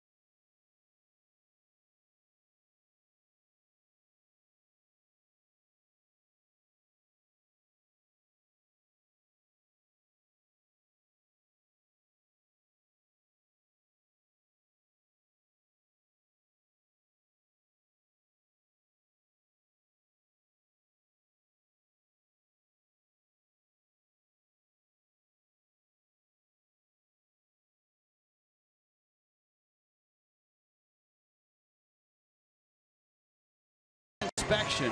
Is that a bobblehead? No, yeah, it's the best Jeff Conine's looked in a long time. Upon further inspection, here's the play. Take it away. Well, watch Lenny Harris. He's sending Derek Dietrich all the way. You see him right there waving.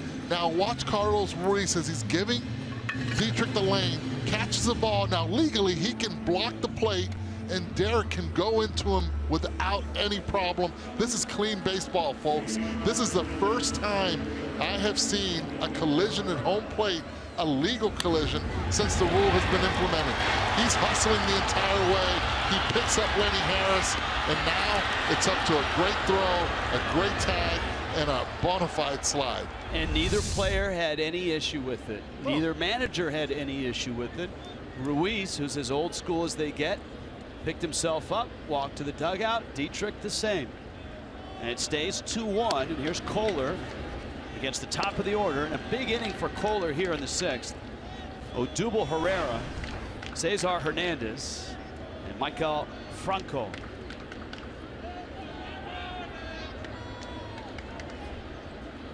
Now, if Ruiz is in the baseline without the ball, that's different. That's different, and he still can be hit at that point. But I really believe a lot of catchers, a lot of position players, they still don't know and understand the rule that well. You see them, they're always asking questions. Was that okay? Did I give him enough of the lane? Can I block? The instinct of a catcher is blocking, especially a veteran catcher. Now then he goes into the lane, and now you better expect to get pummeled. As a runner, you're thinking, I have to slide, I can't hit him. Yes, you can. A lot of things go through a ball player's mind, and it's going at 1,000 miles per hour.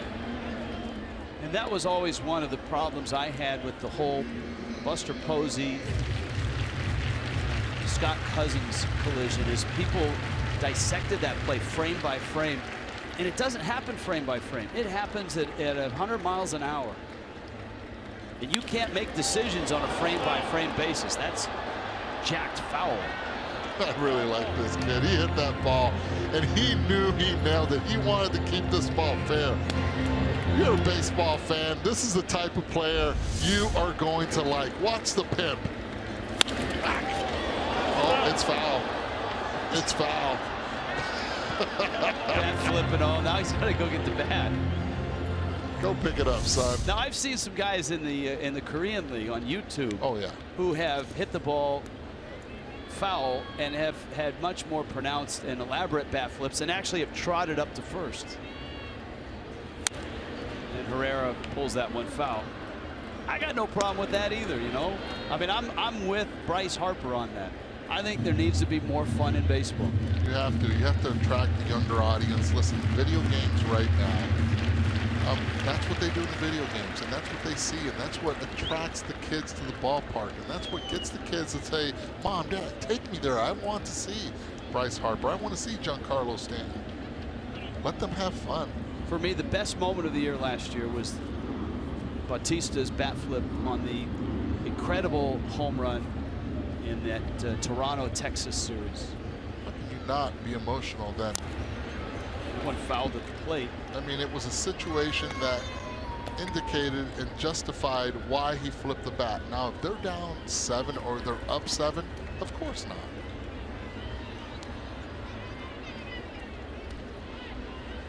But this kid, Herrera, keep watching him. If you're a fan, you're going to like a lot that he has to offer. Offensively, on the bases, and on defense. Struck him out. Kohler staying sharp, gets the first out of the 6th inning. That's amazing. Going from the bat flip to this right here. That's a great pitch. Backdoor curveball.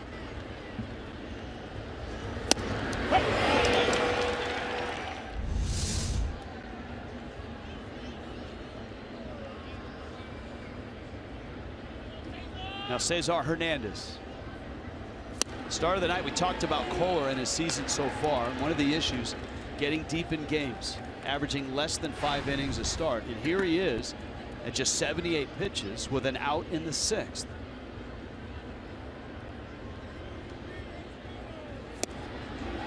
And because he did not go deep in the last outing in Milwaukee, now he can here.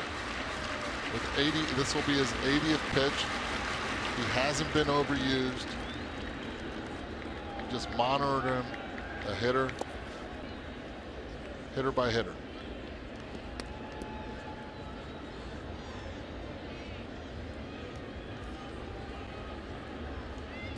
Ball and 2 strikes.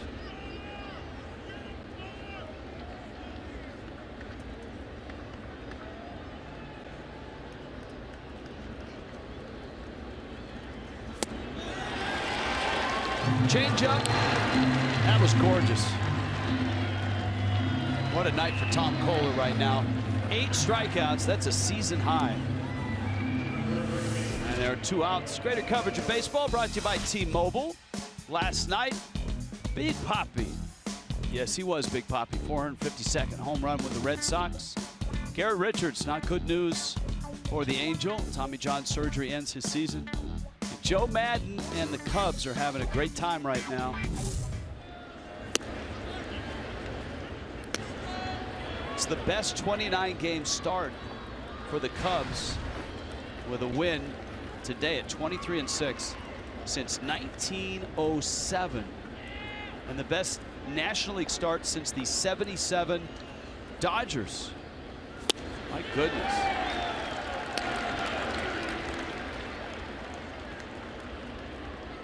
And Kohler with a 1-1 count on the Phillies' third baseman, Michael Franco. Pop-up, bores out, Dietrich behind him, and Dietrich makes the catch. 2-1 Marlins. still bobbling.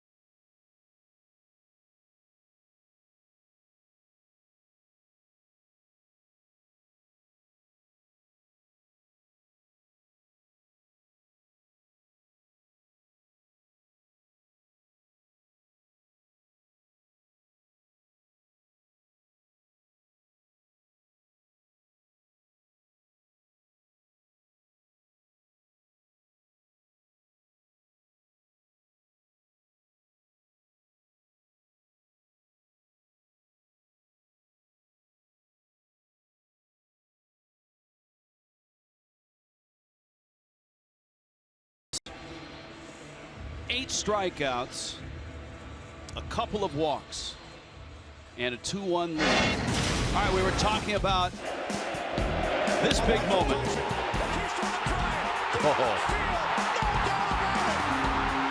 And that was after Texas had a rally. Bautista broke the tie, flipped the bat, and the Rogers Center went nuts. It was last year's postseason. Now Herrera's certainly not as dramatic, and his ball went foul, but he had that sheepish grin that he looked at the Marlins dugout and almost to say, hey, sorry about that. Well, I guarantee you everybody in the dugout of the Marlins was laughing at him. And he was laughing at himself. He had to. And that's part of the beauty of the game.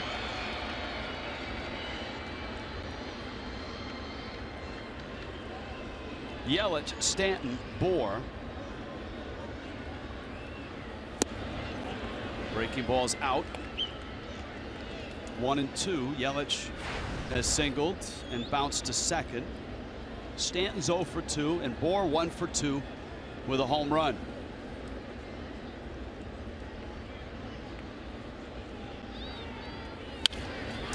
Line drive, base hit. Yelich.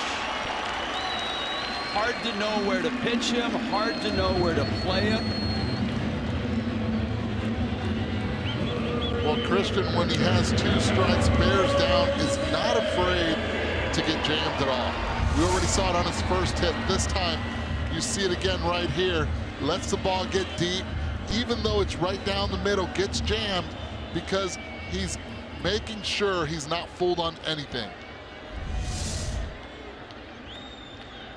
Now Stanton, who has struck out and bounced out.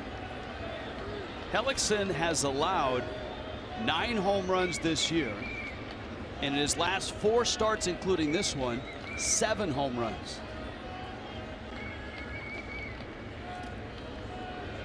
So what are you saying? Look, I'm a guy that gives the facts. I'm not worried about jinxing anything. You need to give the facts, set the stage, and get out of the way.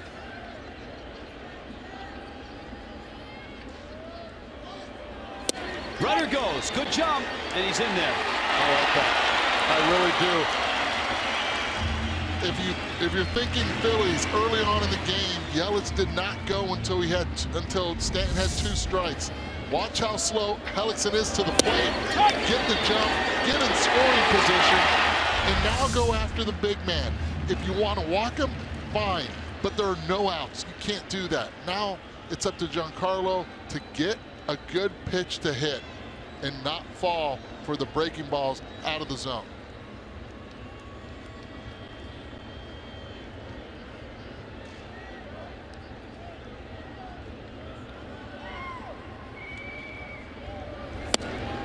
Fastball down low. It's a ball and a strike. 490 feet last night, the longest ever at Marlins Park. A righty, a lefty in Phillies pen.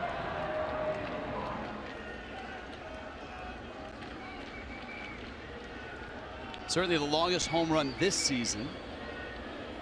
Second longest in his career. He had a 494-footer. 2012. You and I both were there at Coors Field. That's right. Oh, it was at a bomb.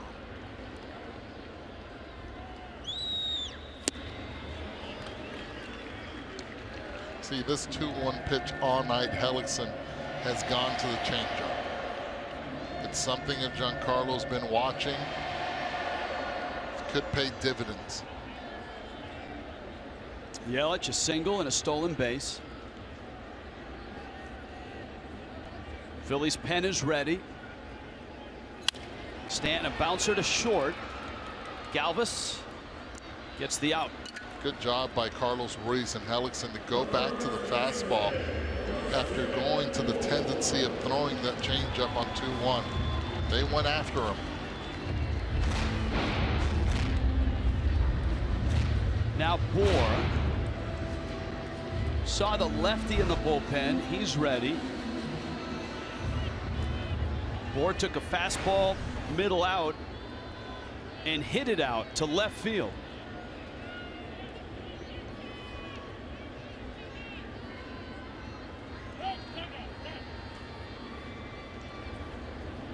Justin adjusting the tape job, as Preston Wilson called it, a buddy finger. You tape one finger to the injured finger and it helps stabilize it. Didn't seem to be a problem with the home run in the fourth. Kicks away from Ruiz and goes to the screen. All right, this is what you call an ultimate cross-up with a runner at second base, the signs, and you see Carlos Ruiz's face upset at the cross-up from Hellickson. He's expecting fastball. Instead, gets a curveball, and that's a wild pitch. That cannot happen with the runner at second. It cannot happen. You're down one. Now you have to bring the infield in with Justin Bohr at the plate. And a 1-0 pitch coming. 2 out of 3 times he's delivered in this spot. Yelich waiting at third. Bohr takes that same breaking pitch. This time Ruiz knew it was coming. See, this is a situation where Carlos Ruiz and Hellickson know that they do not have to throw Justin Bohr any strikes. You have a right-handed hitter on deck with Marcell Osuna. Do you go and try to set up the double play, do not give in here, or do you go right after him?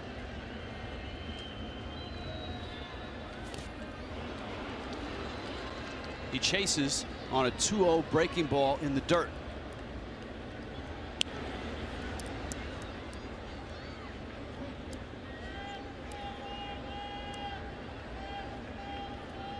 Bohr now 4 home runs to go with 5 doubles. Infield still in. Outfield playing him to pull.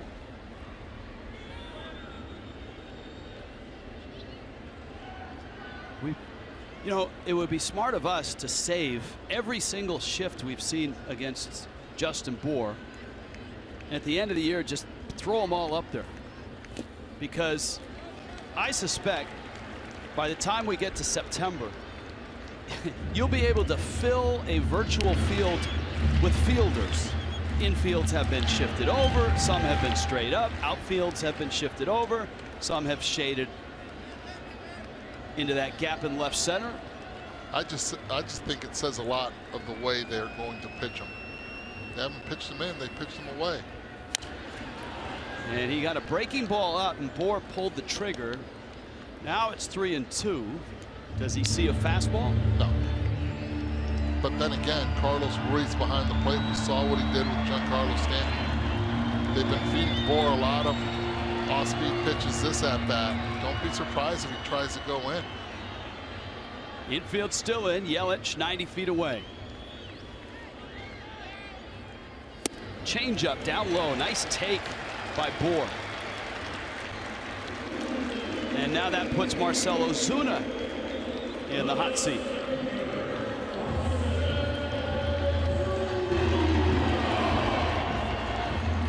Coors brings you a cold, hard fact.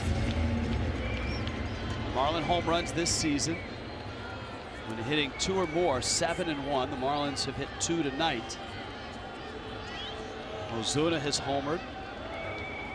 Bohr has homered. How about Pete Buchanan still leading his starter right here? Hellickson struggled mightily through the season.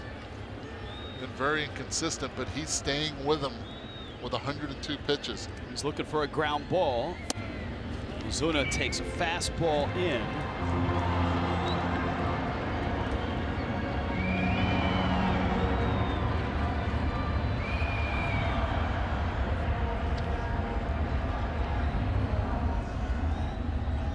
So far, he's been able to induce 8 ground balls on the night. Pete Buchanan hoping for another one. Ozuna into left field, a base hit. Yelich scores. Bohr stops at second. It was a ground ball, but Marcell got the bad head on it and hits it hard enough to get it through. Well, he did get that ground ball. You said it. Marcell in the 5-6 hole gets a big RBI, and that would be it for Hellickson. Doing what he had to do, showing the frustration, made the pitch, but Marcell gets a big base hit. That's huge for the Marlins. Jeremy Hellickson's night is done. 3-1 Fish. Kendall Toyota called to the bullpen.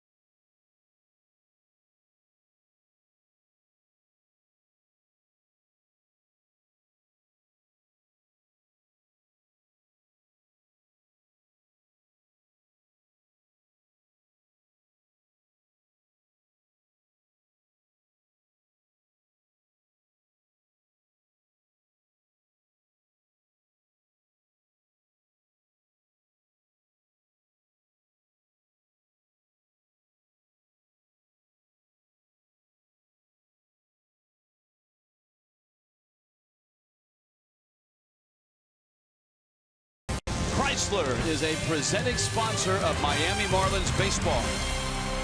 And tonight the roof is open, the rolling windows are open, and the Marlins are up 3-1, bottom 6 on a gorgeous night in South Florida. Colton Murray out of the Phillies pen, still loosening up. Just his 4th appearance this year. Chris Johnson will be the hitter. The Marlins have added on here in the 6th. And with 1 out, have a chance to add more. And Johnson the last 2 nights has swung the bat quite well.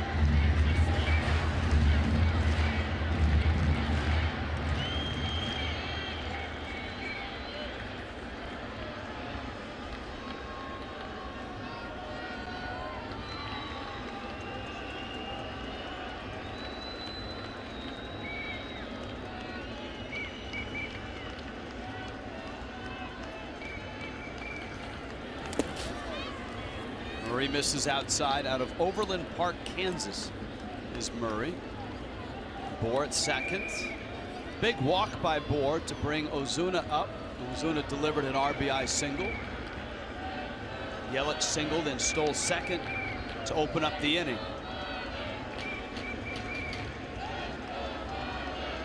University of Kansas. Of course, if you grow up in Overland Park, it's a logical place to go.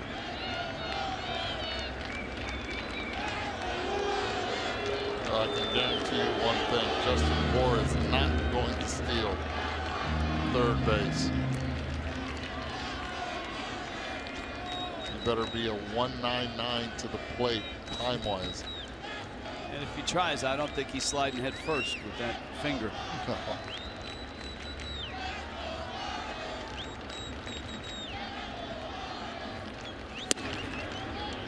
Good fastball, but he missed with it. Johnson sitting on a 2-0 count. Chris doubled in the second and then hit a very sharp ground ball in the fourth. So all the swings that he's had in this series have resulted in a well-struck baseball.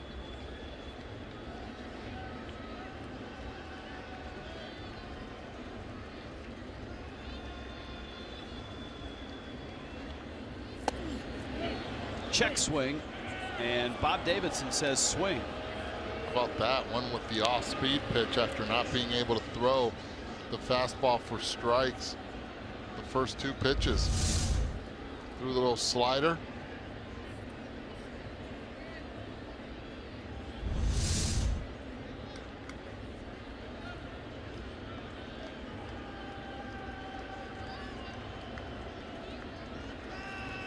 Two-one. Look out, Lenny.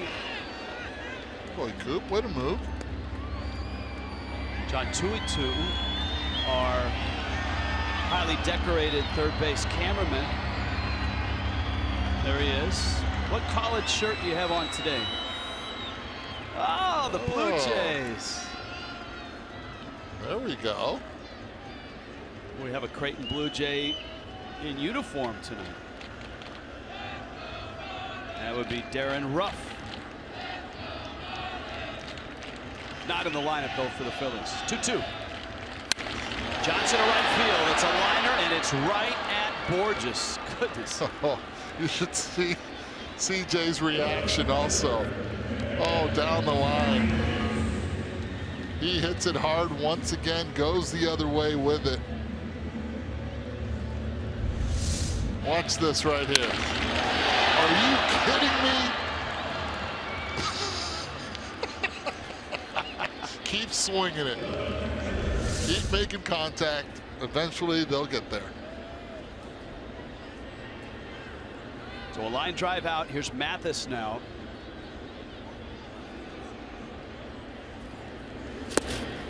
Second man to face Murray.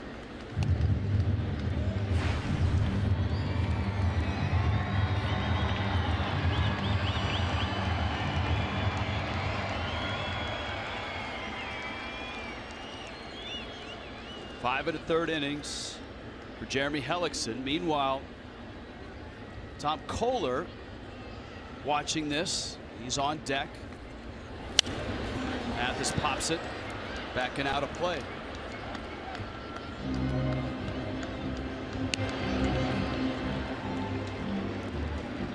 There he is. He's been all over the place. Those steel blue eyes. But he's moving all over the ballpark. That's like Zoolander, right? Blue steel look. Wonder when he's going back to the Clevelander.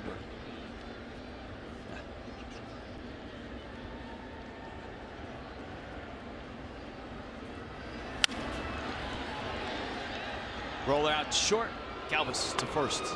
In time. Miami adds on. Tom Kohler strong tonight, going into the seventh with a 3-1 lead.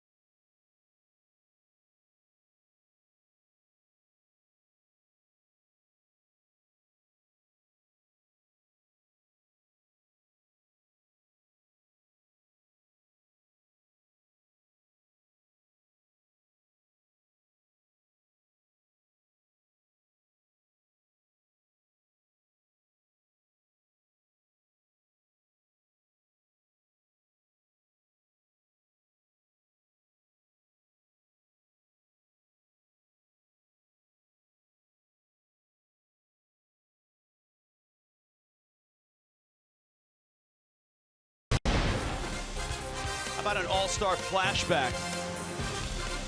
With the Fox All-Star music playing, Steve Onivera serves it up, and Jeff Conine with an all-star home run. Conine, the MVP in this all-star game. Two-time all-star. And feated tonight with his bobblehead night here at Marlins Park. Let's check in with Craig Minervini. Craig? Rich, the Marlins want to welcome 5,000 role models of excellence. The charity partner at the game, Paul Wilson, administrative director, is with us. Also got a foul ball. You got a foul ball out here. You got to be careful. Oh yeah, you got to keep your head on a swivel out here. Sounds like a hockey defenseman. Charity year for you guys with the Marlins. Yes. How'd this marriage come about? Oh well, the Marlins has been a supporter of us for quite some time now, and for us to be the 2016 charity partner with them, it's nothing short of spectacular. We can't thank you guys enough for opening your arms and embracing our program. What is your program? What's your mission? Our mission is saving young men. We intervened in the lives of youth, at-risk youth, ages 9 to 19, in 98 Miami-Dade County public schools right now. How can the Marlins help you out? Well, the Marlins charity gift is going to help us continue our extended day program, where we have our young men stay after school, and we teach them mentoring through writing and enhancing their writing skills and through our own writing curriculum.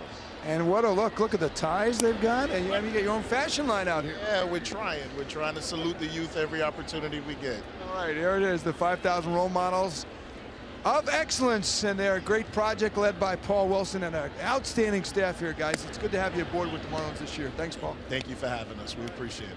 All right, Rich, back to you. All right, thank you, Craig. Outstanding. Like the tie. Ryan Howard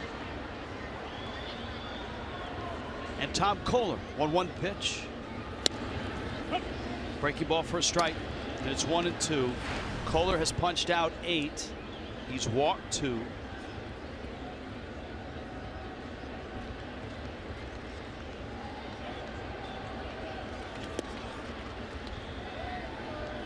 Howard doesn't offer it that one.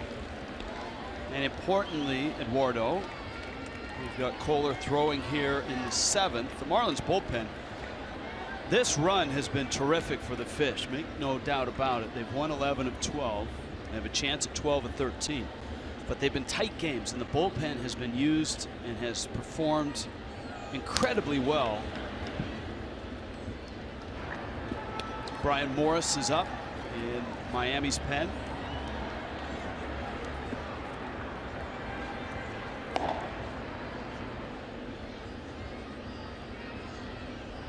Two-two pitch. That one fouled. And even in the run by the Marlins, when starting pitching has been good, sometimes it hasn't been that deep. A lot of 5-inning starts. A lot of high pitch counts. So far 90 going into the 7th inning for Tom. Howard left center. And Yelich makes the catch. We apologize for that plate noise, but we don't apologize for this. How about this highlight? You knew it was a matter of time. We'll get there in a moment. Steals and deals. Tuesday, the Brewers at 7:10. Deeply discounted tickets in most seating categories. For tickets, go to marlins.com. Steals and deals, Brewers and Marlins. Sometimes your third base coach waves you home. Just ask Carlos Ruiz. He had that collision with Derek Dietrich. Sometimes you miss a cutoff man. What's important, though, Eduardo, is how you react to things like that that happen on the diamond or in the booth. Sometimes you are sitting on a 2-0 fastball. You get that curve. Yeah, and the runner at second tells you the fastball's coming, and you still get the curve. How does that happen? Crossed up. It happens. Oh, we saw Chooch today get crossed up. Yep. It happens. Wanted the fastball, got the curve. And even when the pitcher's telling you, I'm going to throw a fastball, and here comes the curve. Soft liner, Ozuna. Well, now I'm expecting a 2-0 fastball. Ladies and gentlemen, I'm sitting on this. Oh, my goodness. Bartolo Colon. And his helmet stayed on. You think he enjoyed that? Look, it's the silent treatment. There's nobody in the dugout.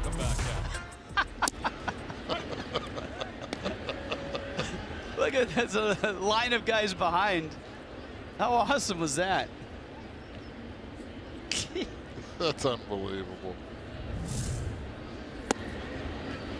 Kohler misses in to Freddie Galvis. So Tom Kohler's got 2 outs here in the 7th. See, sometimes you miss the cutoff, man, but if you make the next play, you make the next pitch, you come out all right.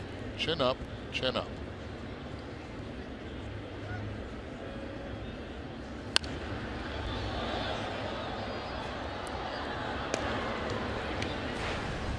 Anytime Bartolo swings the bat, the helmet pops off. That's like automatic. That one stayed on. Maybe that's the answer. It's a big ballpark also to hit one out. That is, you're right. The Western Metal Supply Company in left. Well, this is as far as Tom Kohler has thrown this season. His longest outing was 6 1/3. He's at 6 2/3 so far, and it's all because of the pitch count and being able to establish that fastball. Into center, Ozuna lopes back and has it. Tom Kohler, terrific tonight. Through 7th, and Miami's up 3-1.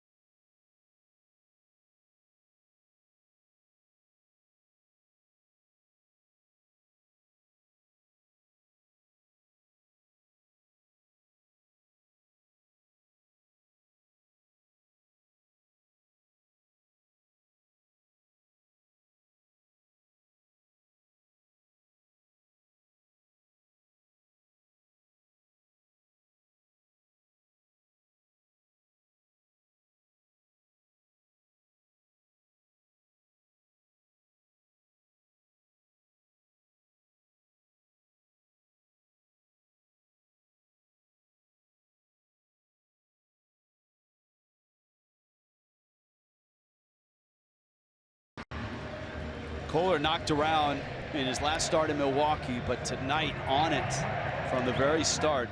100 pitches right on the nose, 8 strikeouts, and warm embraces from everybody when he got to the dugout. And I told you during the break, this is exactly what the Marlins needed, and your answer was? Oh, without a doubt, it's what Tom needed. That's what it's. That's what he needed. It's, you know, a monkey off his back, trying to get deep into the game. And to me, it was all in that first inning. 13 pitches, that set the tone for the rest of the night. Ichiro has been announced as a pinch hitter, so the Phillies will change pitchers without a pitch being thrown. Kendall Toyota called to the pen.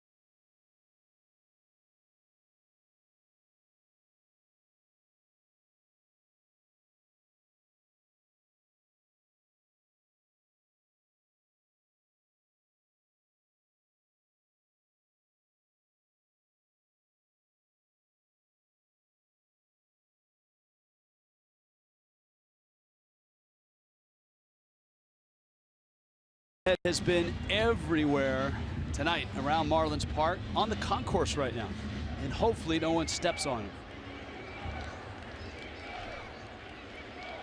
Brett Oberholzer and Ichiro have a meeting here in the bottom of the 7th, and Oberholzer misses in. First, we'll introduce you to Oberholzer, the guy who is a starter and not necessarily a lefty specialist. And now you get to meet Ichiro, who's the pinch-a-penny pinch hitter. 2,947 hits. He's 8 behind Wee Willie Keeler for 32nd on the all-time list. And Oberholzer misses outside. And Ichiro has looked very good this year. Of course, he remembers the Phillies fondly. He got to pitch against them to finish the year last year. Something on the field in right field interrupts the at-bat. Ichiro had begged his managers in Japan and all of them here in the U.S. to let him pitch. And finally, at the end of the last year, he got his wish. And he said afterwards he was surprised at how the Phillies hit his fastball. With a straight face, he said that. And if you notice, after a Marlins win, first man to the mound to shake hands, but he's on the mound on the rubber is Ichiro. He'll get on that rubber like if he has a runner on, ready to throw a pitch. Pretty impressive. He did say after the game that now that he had pitched, he really didn't have a desire to do it again. 3-2, got him. And Ichiro strikes out. Pitches out of the zone, and I think Ichiro, you have to trust his eye and his experience. See where that 6th pitch was on the Fox tracks. He knows where the strike zone is. Kyle Bearclaw in the bullpen. Now Dietrich to face the lefty. You got Echeverria on deck. Dietrich has doubled in 3 at-bats.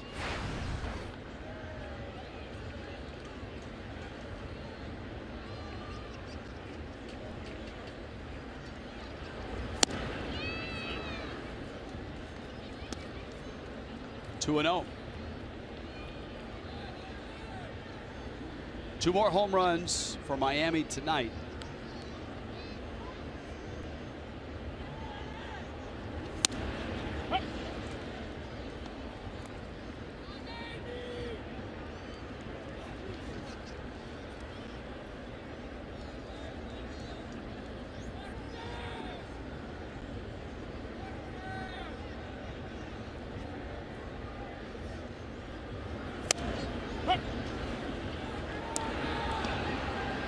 Miami has won 11 of their last 12. They've never in their history won 12 of 13.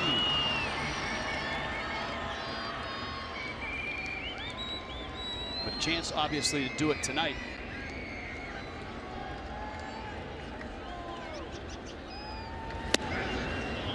Pitch is out.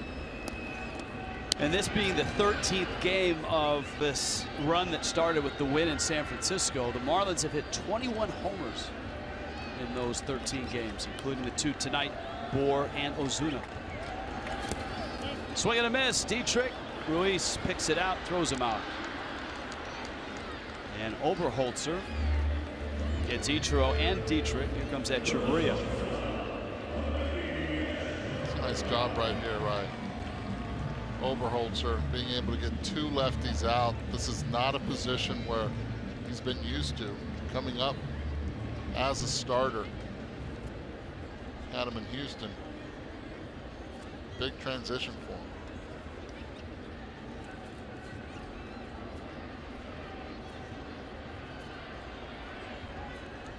him. Echeverria 1 for 3. He had the base hit to right in the 5th when Dietrich was thrown out at the plate in a collision at the plate, a rare collision. But a legal one. Carlos Ruiz had the ball, slid to the front of the plate. Dietrich was steaming home, started his slide, and he half slid, half ran into and gave Ruiz a pretty good shot. Ruiz held on to the ball. Both guys got up, dusted themselves off, and went about their business.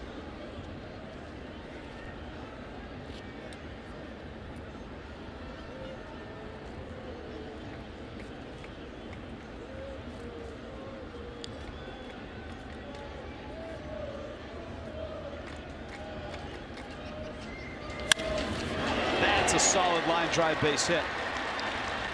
That's shortening up his stroke right there. You're getting that base hit to right field.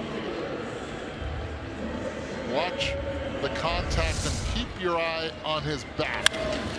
He felt good about it. Nice little bat flip right there. Guarantee if you ask him, he doesn't know he did that. I believe it. He's just trying to get down the line.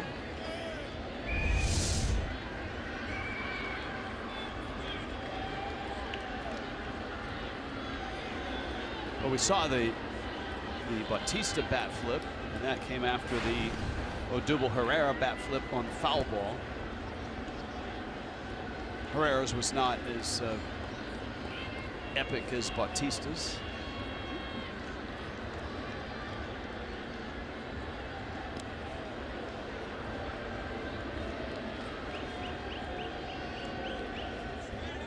Echeverria with Yelich up. Couple hits and a stolen base for Yelich.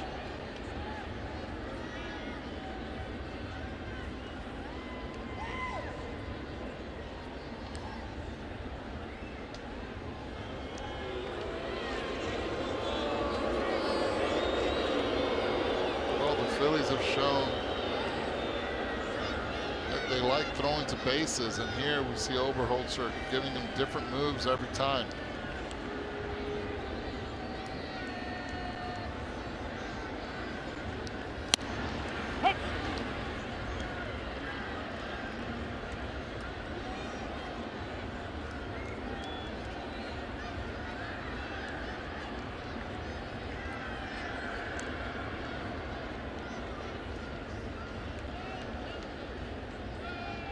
Another throw, and Etch is back.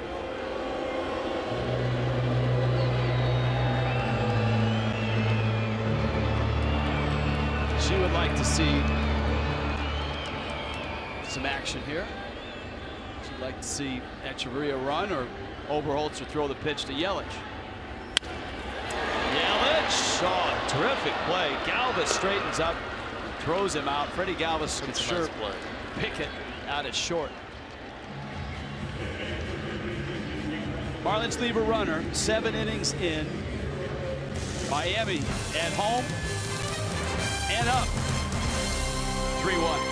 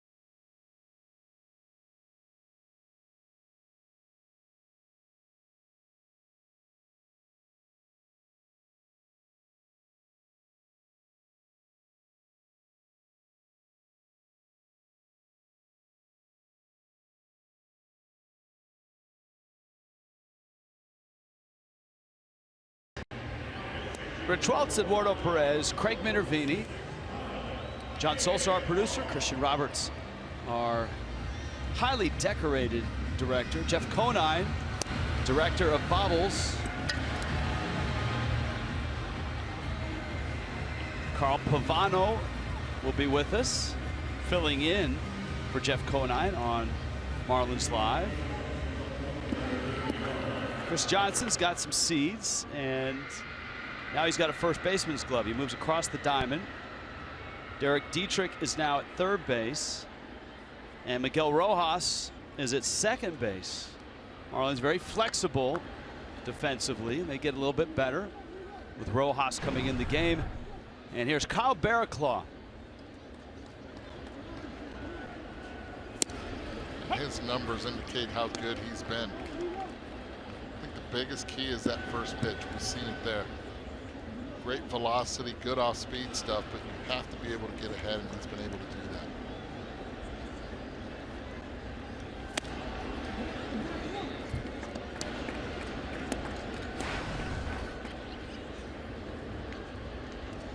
David Lowe.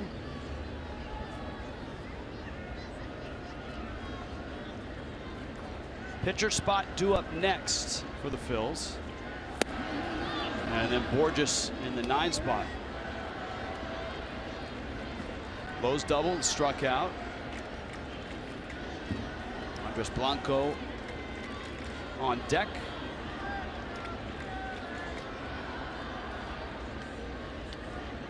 Blanco a switch hitter. It's 3-1. Barraclough. I mean, the Marlins bullpen has been outstanding, and it almost coincided with Barraclough arriving from AAA, solidifying his spot, and that, as managers, pitching coaches will tell you, bullpen is a living, breathing thing. And if one guy is doing his job, that allows the next guy to stay in his role and do his job.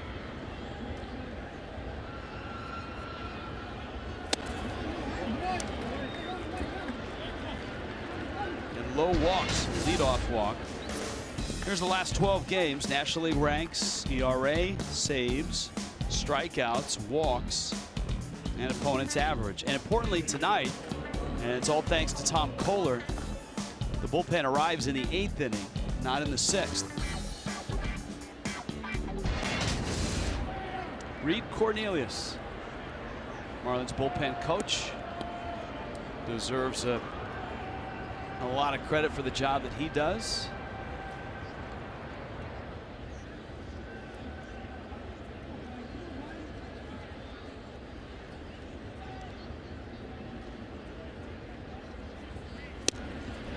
Barraclough with a strike. You're that bullpen coach. Not a lot of cameras on you, but you have to be able to keep your guys and understand, have them understand what their roles are. He's done a fantastic job of it. Many years here with the Marlins. Blanco. I don't think he's that happy with Dale Scott's call. That was a strike.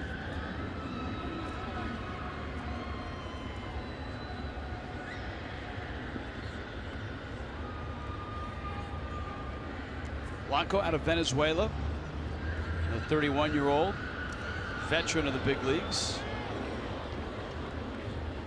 As Lowe dives back in.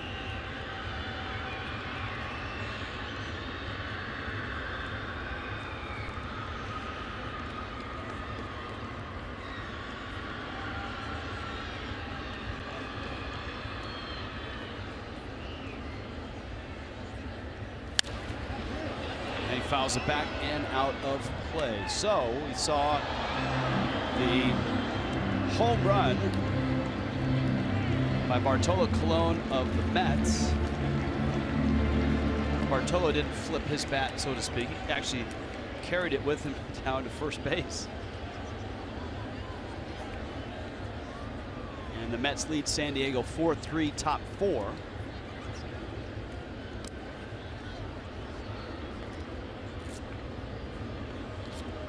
Washington lost to the Cubs 8-5, so Washington is now 19-11.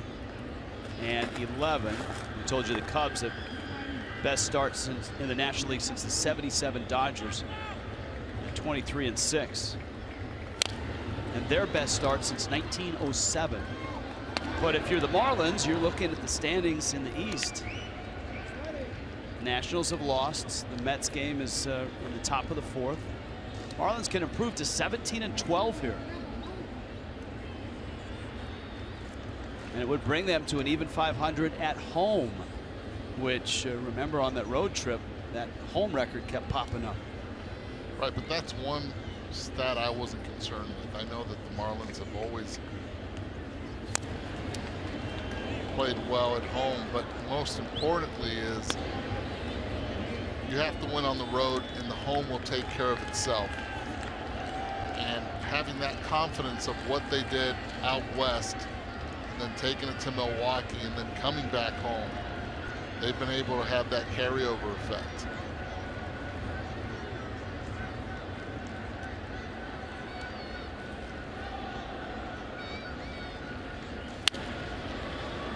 This has been a very good at-bat by Blanco. Fouled off nasty sliders and then fastballs away. Starting to get a little too comfortable at the plate. See that nice recovery by third base cameraman John Tuitu. We went right to that shot of his camera. He had not abandoned ship, but moved way to the left to get out of that baseball's path, but he never lost focus. It's dodgeball. Pitch is out. See, he forced Barraclough right there to go to his third pitch to change up. 89, threw it for a ball. You still have a couple to waste. Be interesting to see if Barraclough goes hard in right here. Low, the runner at first. Nobody out. 2-run Miami lead in the 8th. And a good battle still. Blanco fighting off pitches. See where the pitch was. Not many 8-pitch at bats are with a 1-2 count attached. No, and Barraclough got lucky a little bit there, missing location. Mathis wanted that pitch hard in after the changeup. Time for the slider.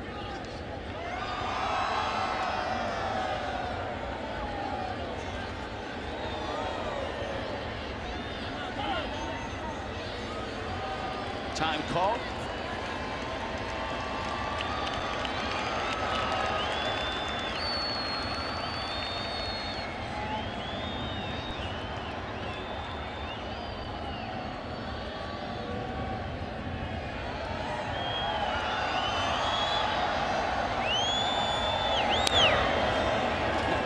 Another foul ball.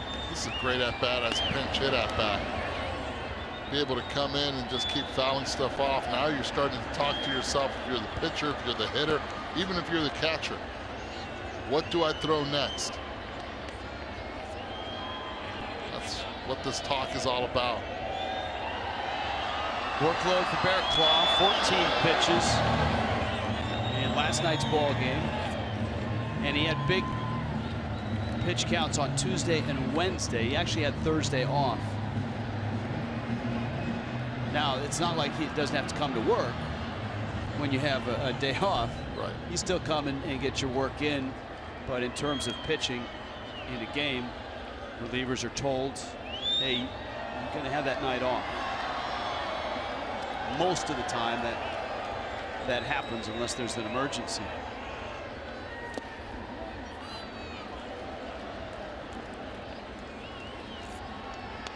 Well, now it's 2-2. Oh, he's got to go to the fastball here. See the pitch. This will be the 11th pitch of the at-bat. The only quadrant that hasn't really been filled up and abused is that fastball in. Going away again.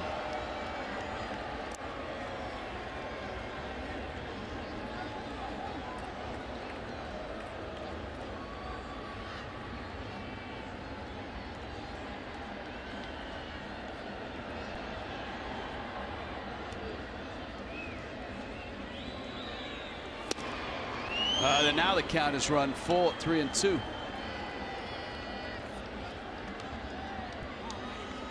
See the pitch count at 17. Juan Nieves now has to call the bullpen. Remember, Morris was up last inning. Not sure if you'd have Ramos up and try to get a save from this juncture. 3-2. Line down the right field line into the corner, and that is a fair ball. Stanton has it. Around third is Lowe. He's held there. Nicely done by Stanton in the corner. And an epic at bat by Andres Blanco results not only in a double, but the Phillies have the tying runs in scoring position with nobody out. 12th pitch. It's a great pinch hit at bat by Blanco. Just fouling pitches off, coming back from 0-2 to do this. Get the pitch count up on Barraclough, and most importantly, get that double. Now you have runners at second and third, no outs. Barraclough already at 18 pitches. Now the most important runner is that one right there at second base. Forget about the runner at third. You have a 3-1 lead. Juan Nieves will go towards the mound. And buy some time for Craig Breslow to get loose. Well, he's going to get ready for Herrera and then try to turn around Hernandez from the right side. Darren Ruff has been announced as the pinch hitter here for Peter Borges.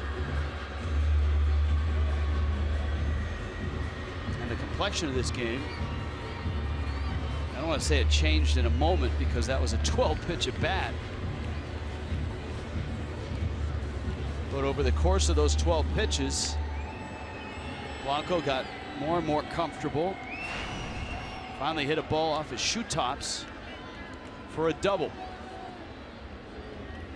Infield is going to be back. Marlins will give up a run to get an out. Barraclough gets a strike.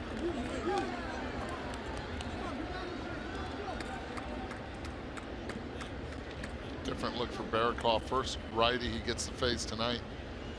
Had Lowe and Blanco, both left-handed hitters. He did not face Ruff last night. Ruff got the start in cleanup. Was 1 for 3, a single and a walk. He steps out here. See, I'm pinch hitting in this position. I'm not even thinking trying to pull the ball. I want to hit the ball the other way, try to get the runner in, move him over, and put the tying run at third base. Worst case scenario if you're the hitter. Another good breaking ball and another strike.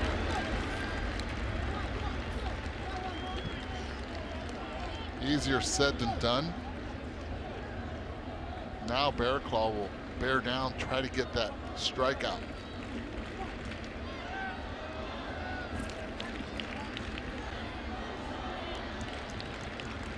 Oh, 2. Oh! I think Foxtrot will have that a little bit outside. It's where it crosses the front of the plate. Dale Scott had a good look, and it is out. That's a good call. But you see the flinch right there by Ruff. You know what? It's a good call and a good pitch. Good location on 0-2. Breaking ball, bouncer up the line. Picking it up there is Dietrich. Cross the diamond to get the out, and both runners hold. What a break for the Fish. Another good pitch by Barraclough, and a nice play by Dietrich not to panic. I wonder if Samuel right here, third base coach, is a little disappointed at Lowe for not going. The throw would have gone to first base no matter what. That run does not mean anything. As a runner, you should know that. Ground ball down the line, slow, right in front of you. You cannot hesitate. You go on contact, get the runner to third on the throw. You would have had a runner at third base right there if he goes on contact. As it is, the Phillies have runners second and third. There's one out. Odubel Herrera, one of the hottest hitters the Phillies have, is going to face Craig Breslow. Kendall Toyota called to the bullpen.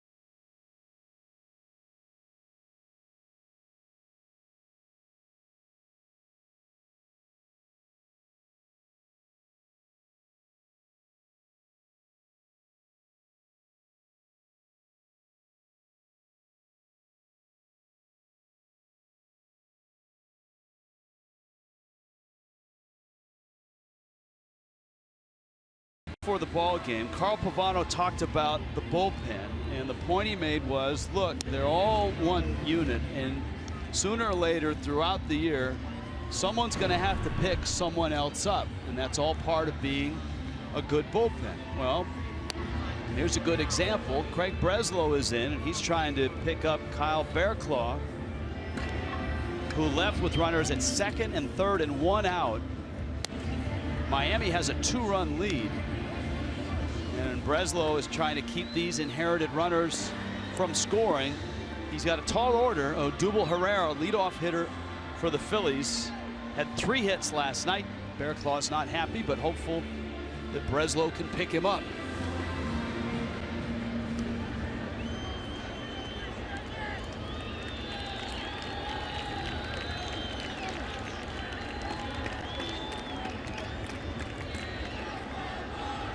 Herrera had that long fly ball that just went foul after he had jettisoned his bat. Miami's infield playing him shifted to right, not extreme, but importantly back to give up a run to make sure they get it out. Dietrich even at third. Remember, that's Rojas at second, Echeverria at short, and Johnson at first.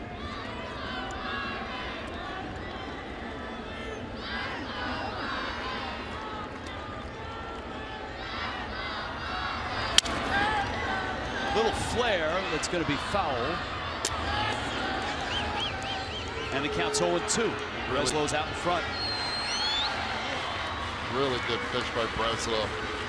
Hard in, breaking his bat. Now, as a hitter, you're thinking, okay, he has that stuff to get me in, but I have to be able to protect away. Well, the correct answer is protect away and continue to get jammed the way Christian Yelich has with 2 strikes. Switch hitter. Cesar Hernandez is on deck.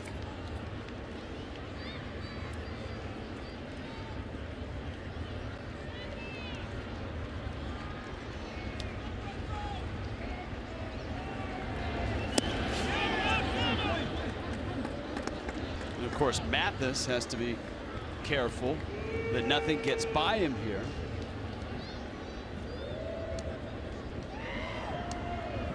That could change the whole inning. David Lowe walked. He's now at third.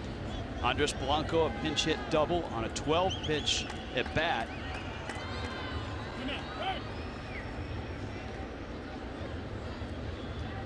Almost sounded like that was Mathis who called timeout.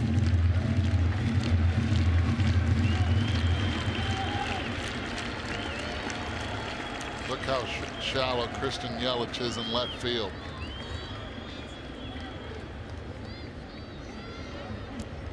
Breslow ready. 1-2. Soft liner, 2 left. Good jump at second. The Phillies have a run. A base hit by Herrera. And holding third is Blanco. Wow. And it's 3-2.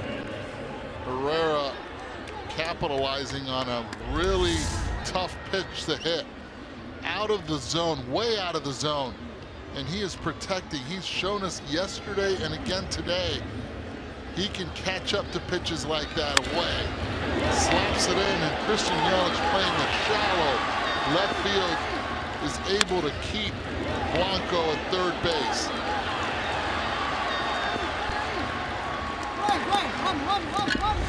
Now Hernandez. Herrera's got good speed at first. You got Blanco across the diamond at third. Hernandez is lined out, struck out, single. Breslow misses out.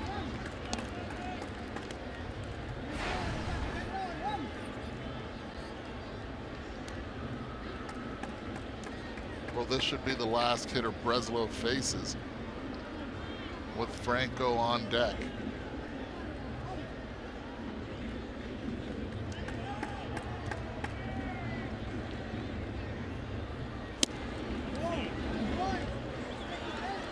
That's a good pitch and a better call by Dale Scott behind the plate.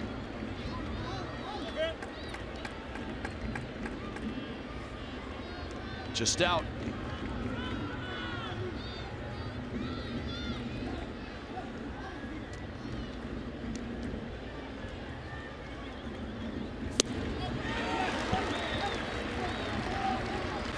Two and one. Have to be careful right now. Herrera might be going. Good speed on the corners. Middle infield back 4-2. Dietrich even at third. Johnson holding Herrera at first. The 2-1. Line into right. That's a base hit. Odubel around second. Up with the ball stand. He's headed for third. The throw is wide. And the Phillies have tied it. And they've got runners at the corners still.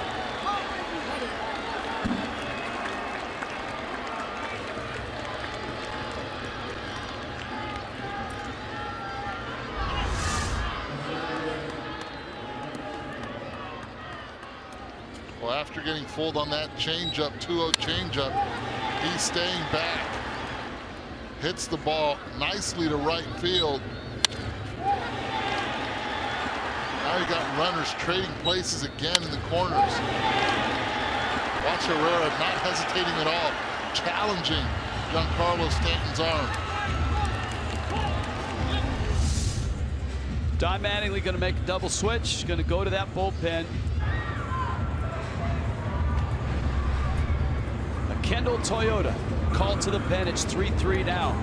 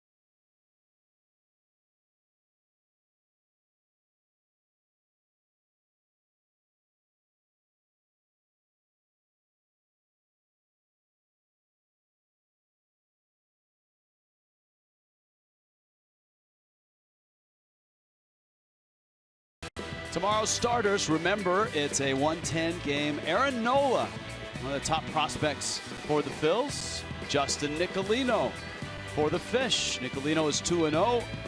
Nola is 2-2. Both have nice ERAs.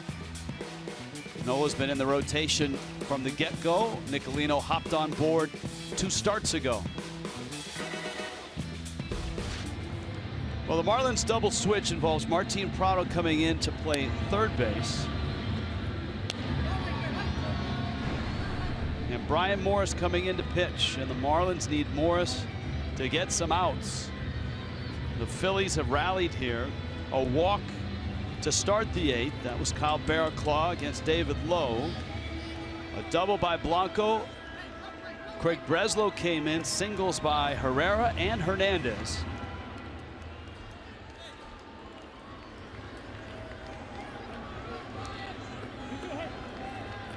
Jeff Mathis steps out in front of the plate to signal his infield, let him know what he wants in case Hernandez and Herrera are up to no good in terms of trying to steal a base or maybe a double steal. Franco waiting. He's 0 for 3. Infield back for 2.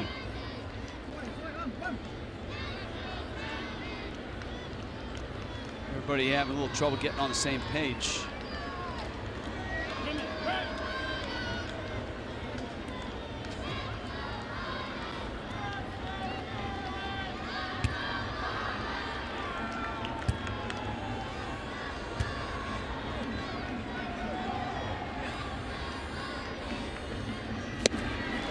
Big swing and a miss. It's 0-1. Yeah, Franco had some intentions, some bad intentions with that swing. Watch this little slider. He was looking fastball, taking his eye off it a little bit right there. Ryan Howard is on deck.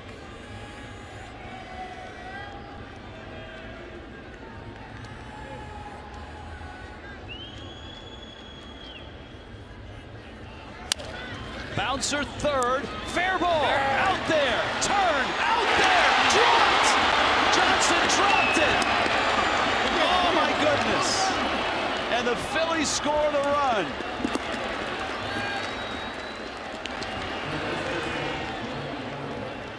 Wow.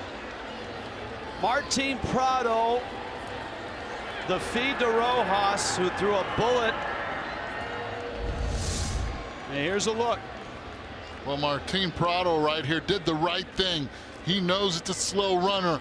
Gets to first and watched CJ at first base when he's going to make the catch look up. Taking your eye off the ball right there just a little bit. It's amazing. 99 out of 100 times he'll make that play. Roller, Prado gets the out, so the Phillies get 3. The Marlins down now by a run to the bottom of the 8th in Miami.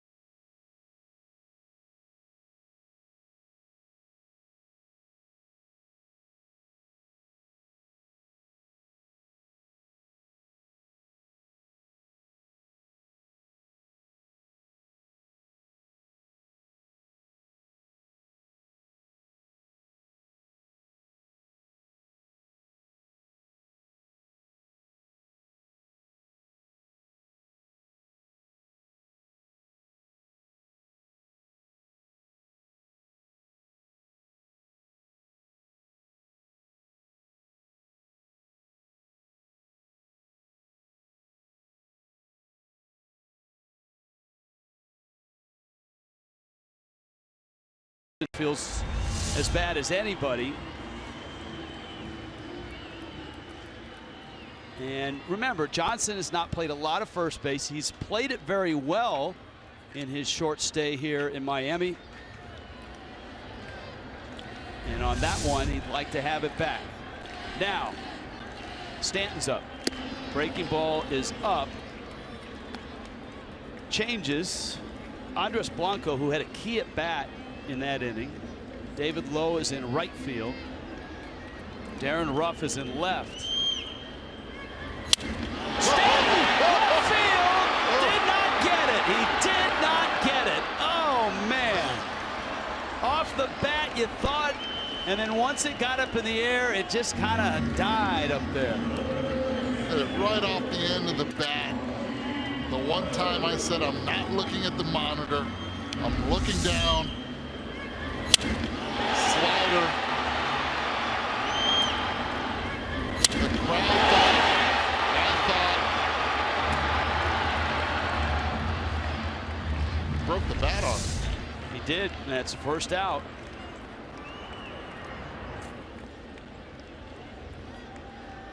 He is facing, the Marlins are facing David Hernandez. The Marlins obviously were able to avoid the best part of the Phillies bullpen last night with Stanton's home run. Here's Prado. Prado in board spot.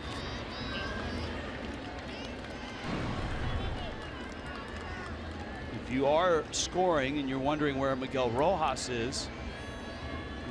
is in the 9 spot in the order.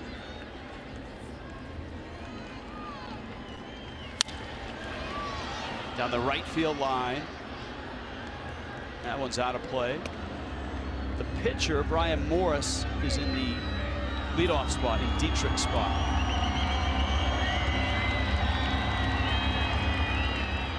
Count 2-1.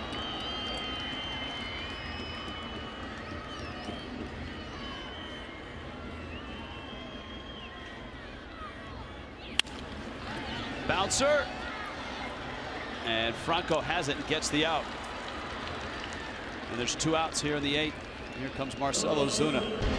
MLB.com app, bat apps, stay up to the moment. Game day live video, StatCast, news, and more. Download MLB.com app, bat #1 app for live baseball on your phone and tablet.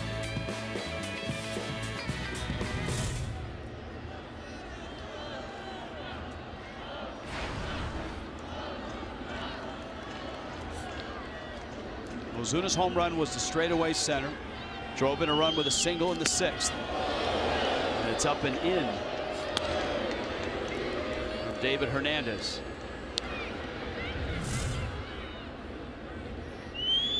Watch this slider just stay up there. And thank goodness for Marcel's sake, that was not a fastball. Chris Johnson is on deck. You know, he would love a chance at redemption if Ozuna could get on.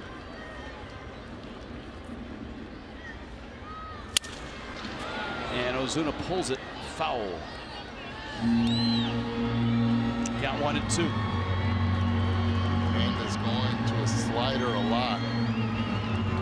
It's a very good fastball, as you see CJ on deck.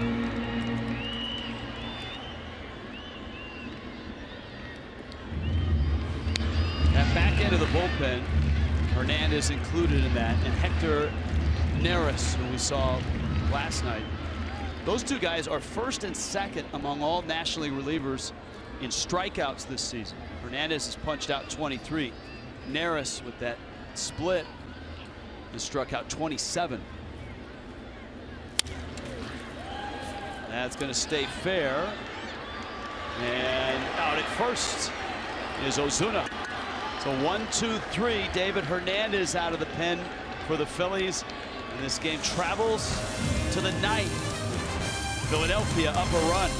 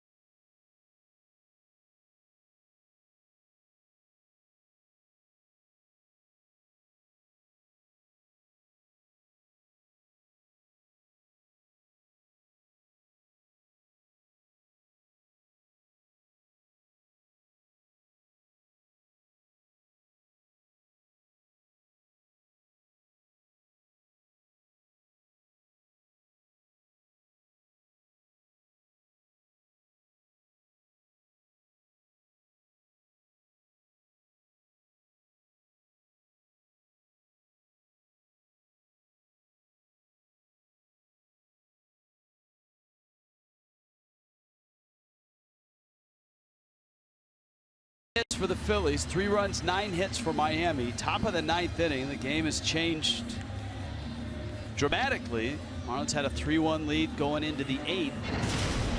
Our Toyota inside look.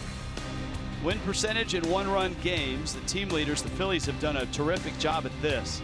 They are 9-3 in 1-run games. It's not a team that scores a lot of runs, but their rotation and their bullpen have been outstanding this year. Pete Buchanan now in the 9th has Carlos Ruiz, Freddie Galvis, and David Lowe coming up. And Morris, who finished that 8th inning by getting a couple of ground balls, starts the 9th.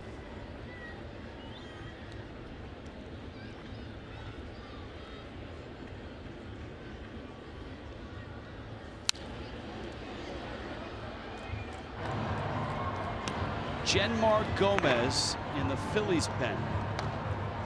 The closer for the Phils. Not the prototypical type closer. He's new to this role.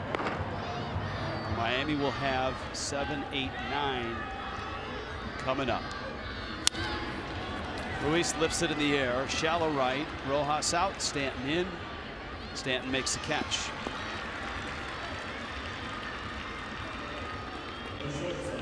And Galvis comes to the plate. The Nationals lost. The Cubs beat them.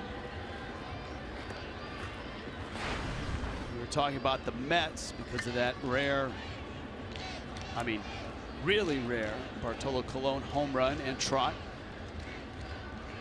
Mets have a 4-3 lead in the top of the 6th in San Diego.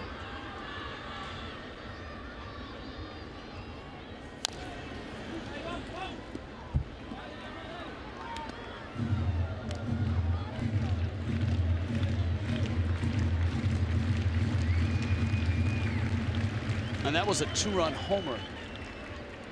Cespedes and Colon.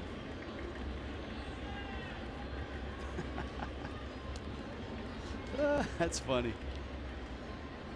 Here's the 0-1. We were talking about bat flips and all of that.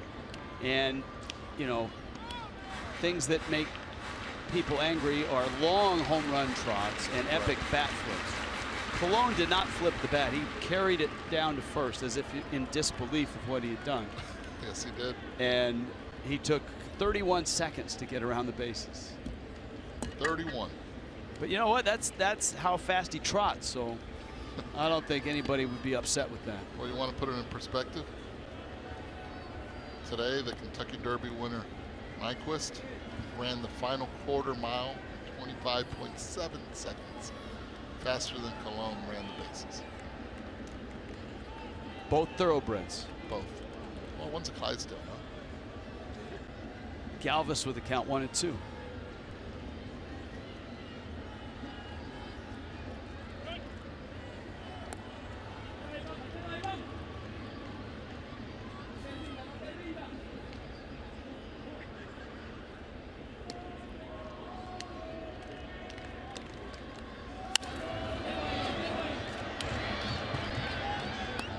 Give a lot of credit to the Phils. Yesterday they were down 4, came back to tie it. Again, relentless, down 2 in the 8th inning, scoring 3. You know, Pete Buchanan has them believing early on.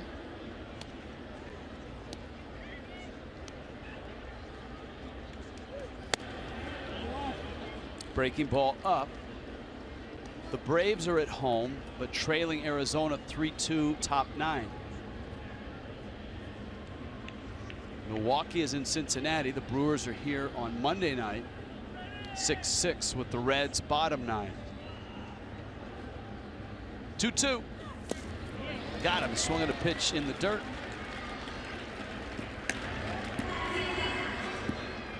Two outs in the 9th inning. Miami down a run. One of my pet peeves right here. Galvis sees the balls in the dirt, run. Why not? You never know what could happen. Don't just walk off. Don't assume.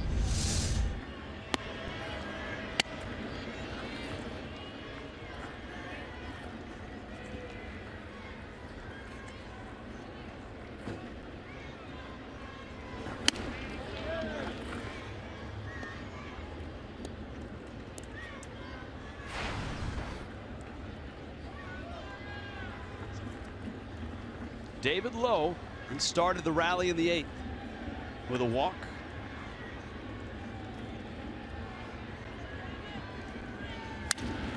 End of the bat. Echeverria got to it, gets the out. Miami is down a run and headed to the bottom of the 9th. Genmar Gomez coming in for the Phils.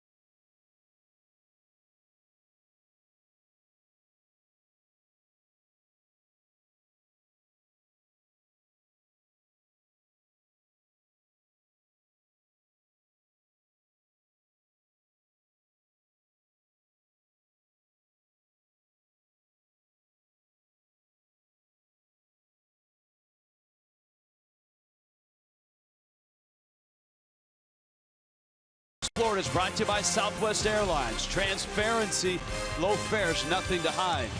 By the all-new 2017 Chrysler Pacifica. And by your South Florida Honda dealers. Well, this great run that the Marlins are on, 11 of 12, which they'd won. The bullpen had been perfect on most nights, but not tonight. 3 runs in the top of the 8th. Of course, the defense also let the bullpen down.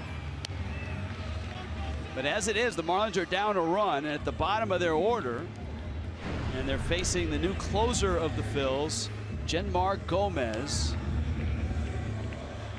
9 saves already. 9 of 10 in save opportunities. He blew a save in St. Louis a few days ago. By no means is he a lights-out closer. New to the role, one thing he's been able to do is throw strikes. And of course, here's Chris Johnson, who dropped what would have been an inning-ending double play. And that allowed the 4th run to score for the Phillies in the 8th. So Johnson would love to do something here. He has hit the ball hard all 3 times tonight, all 3 times last night. And as luck would have it, he's got just 2 hits to show for it. The double in the 2nd and a single last night. Counts 2-0. Usually you have that 95 to 98 mile/hour closer, the nasty splitter slider. Genmar Gomez does not possess that fastball. It's more 91, 92. Good sink on it. Well, the Phillies had that guy to finish last year named Ken Giles. Remember, he had been interning behind Jonathan Papelbon for a few years. But they had the opportunity to add an arm like Vince Velasquez from Houston when Houston needed a power arm to pitch in the 8th inning. And the Phillies said, sure, we'll take him. Here's a 2-1. Johnson fouls it back. Well, not only that, they ended up getting the Astros' first pick in the 1st round a few years back with Mark Appel. Ended up getting Overholzer, which we saw today also. So they got a lot for one guy that's retainable for a few years as an Astro. but not having the best of starts to 2016. Not at all. 2-2 coming to Johnson. Chris stays in there and fouls it back. After Johnson, Jeff Mathis and Miguel Rojas. And remember, the 4th spot this inning is the pitcher spot. The Marlins have JT Realmuto and Cole Gillespie as pinch hitting options. And you see Realmuto right there with the helmet on already. And Johnson swings and misses and strikes out. So Gomez has the first out. Here comes Mathis. Talk about a slider that started away and continued to go there. It's all set up by the fastballs.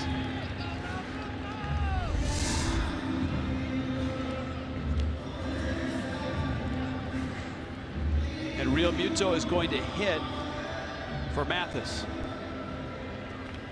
So JT, who's been certainly hot in this run by Miami, with 1 out, nobody on, and the Marlins down a run in the 9th.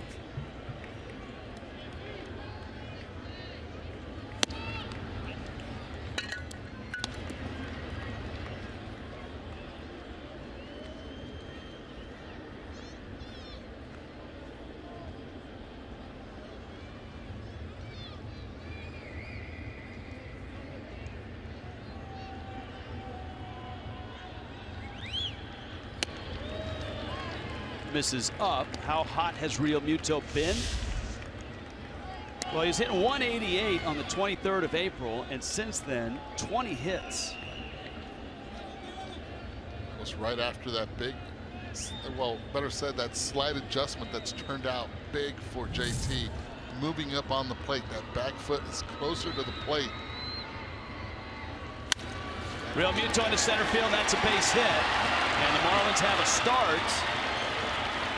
Realmuto has pretty good speed, so he's the tying run, but Marlins have to do some maneuvering to get him into scoring position and get him home.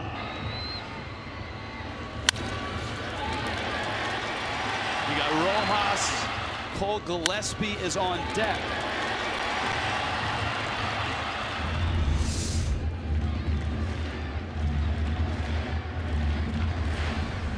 So outside of Realmuto, you don't necessarily have the marquee names and bats with Rojas, Gillespie, and then Echeverria after that. Nonetheless. And to me, this is the beauty of this game compared to all the others. When you talk about basketball, who gets the ball the last few seconds of the game, that's superstar. In baseball, it all depends where that lineup is, and that star could be anyone. Gomez misses, and it's 1-0. Marlins Live after the game brought to you by Checkers. Craig Minervini joined by Carl Pavano. Tom Kohler was outstanding this ball game.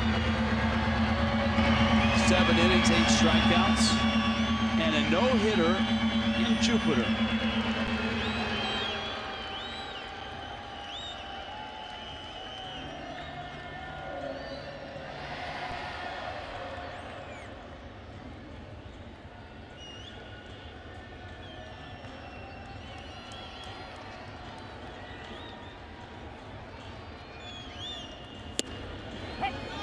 Gomez gets a strike, evens the count on Rojas at 1-1. Phillies infield looking for a game-ending double play. Rojas trying to keep the line moving. Rojas does have some power. Every now and then he'll catch one and hit it a long ways.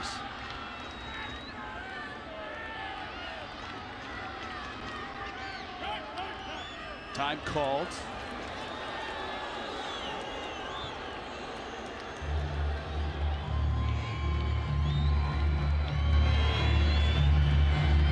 This is where you can't get caught up in the trap of trying to hit it out.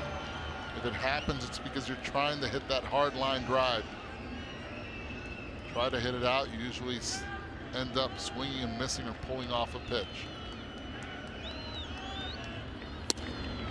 Pitches out, and it's 2-1. Mark Gomes is a sinker ball pitcher. That's what he's looking for now. Looking for that ground ball.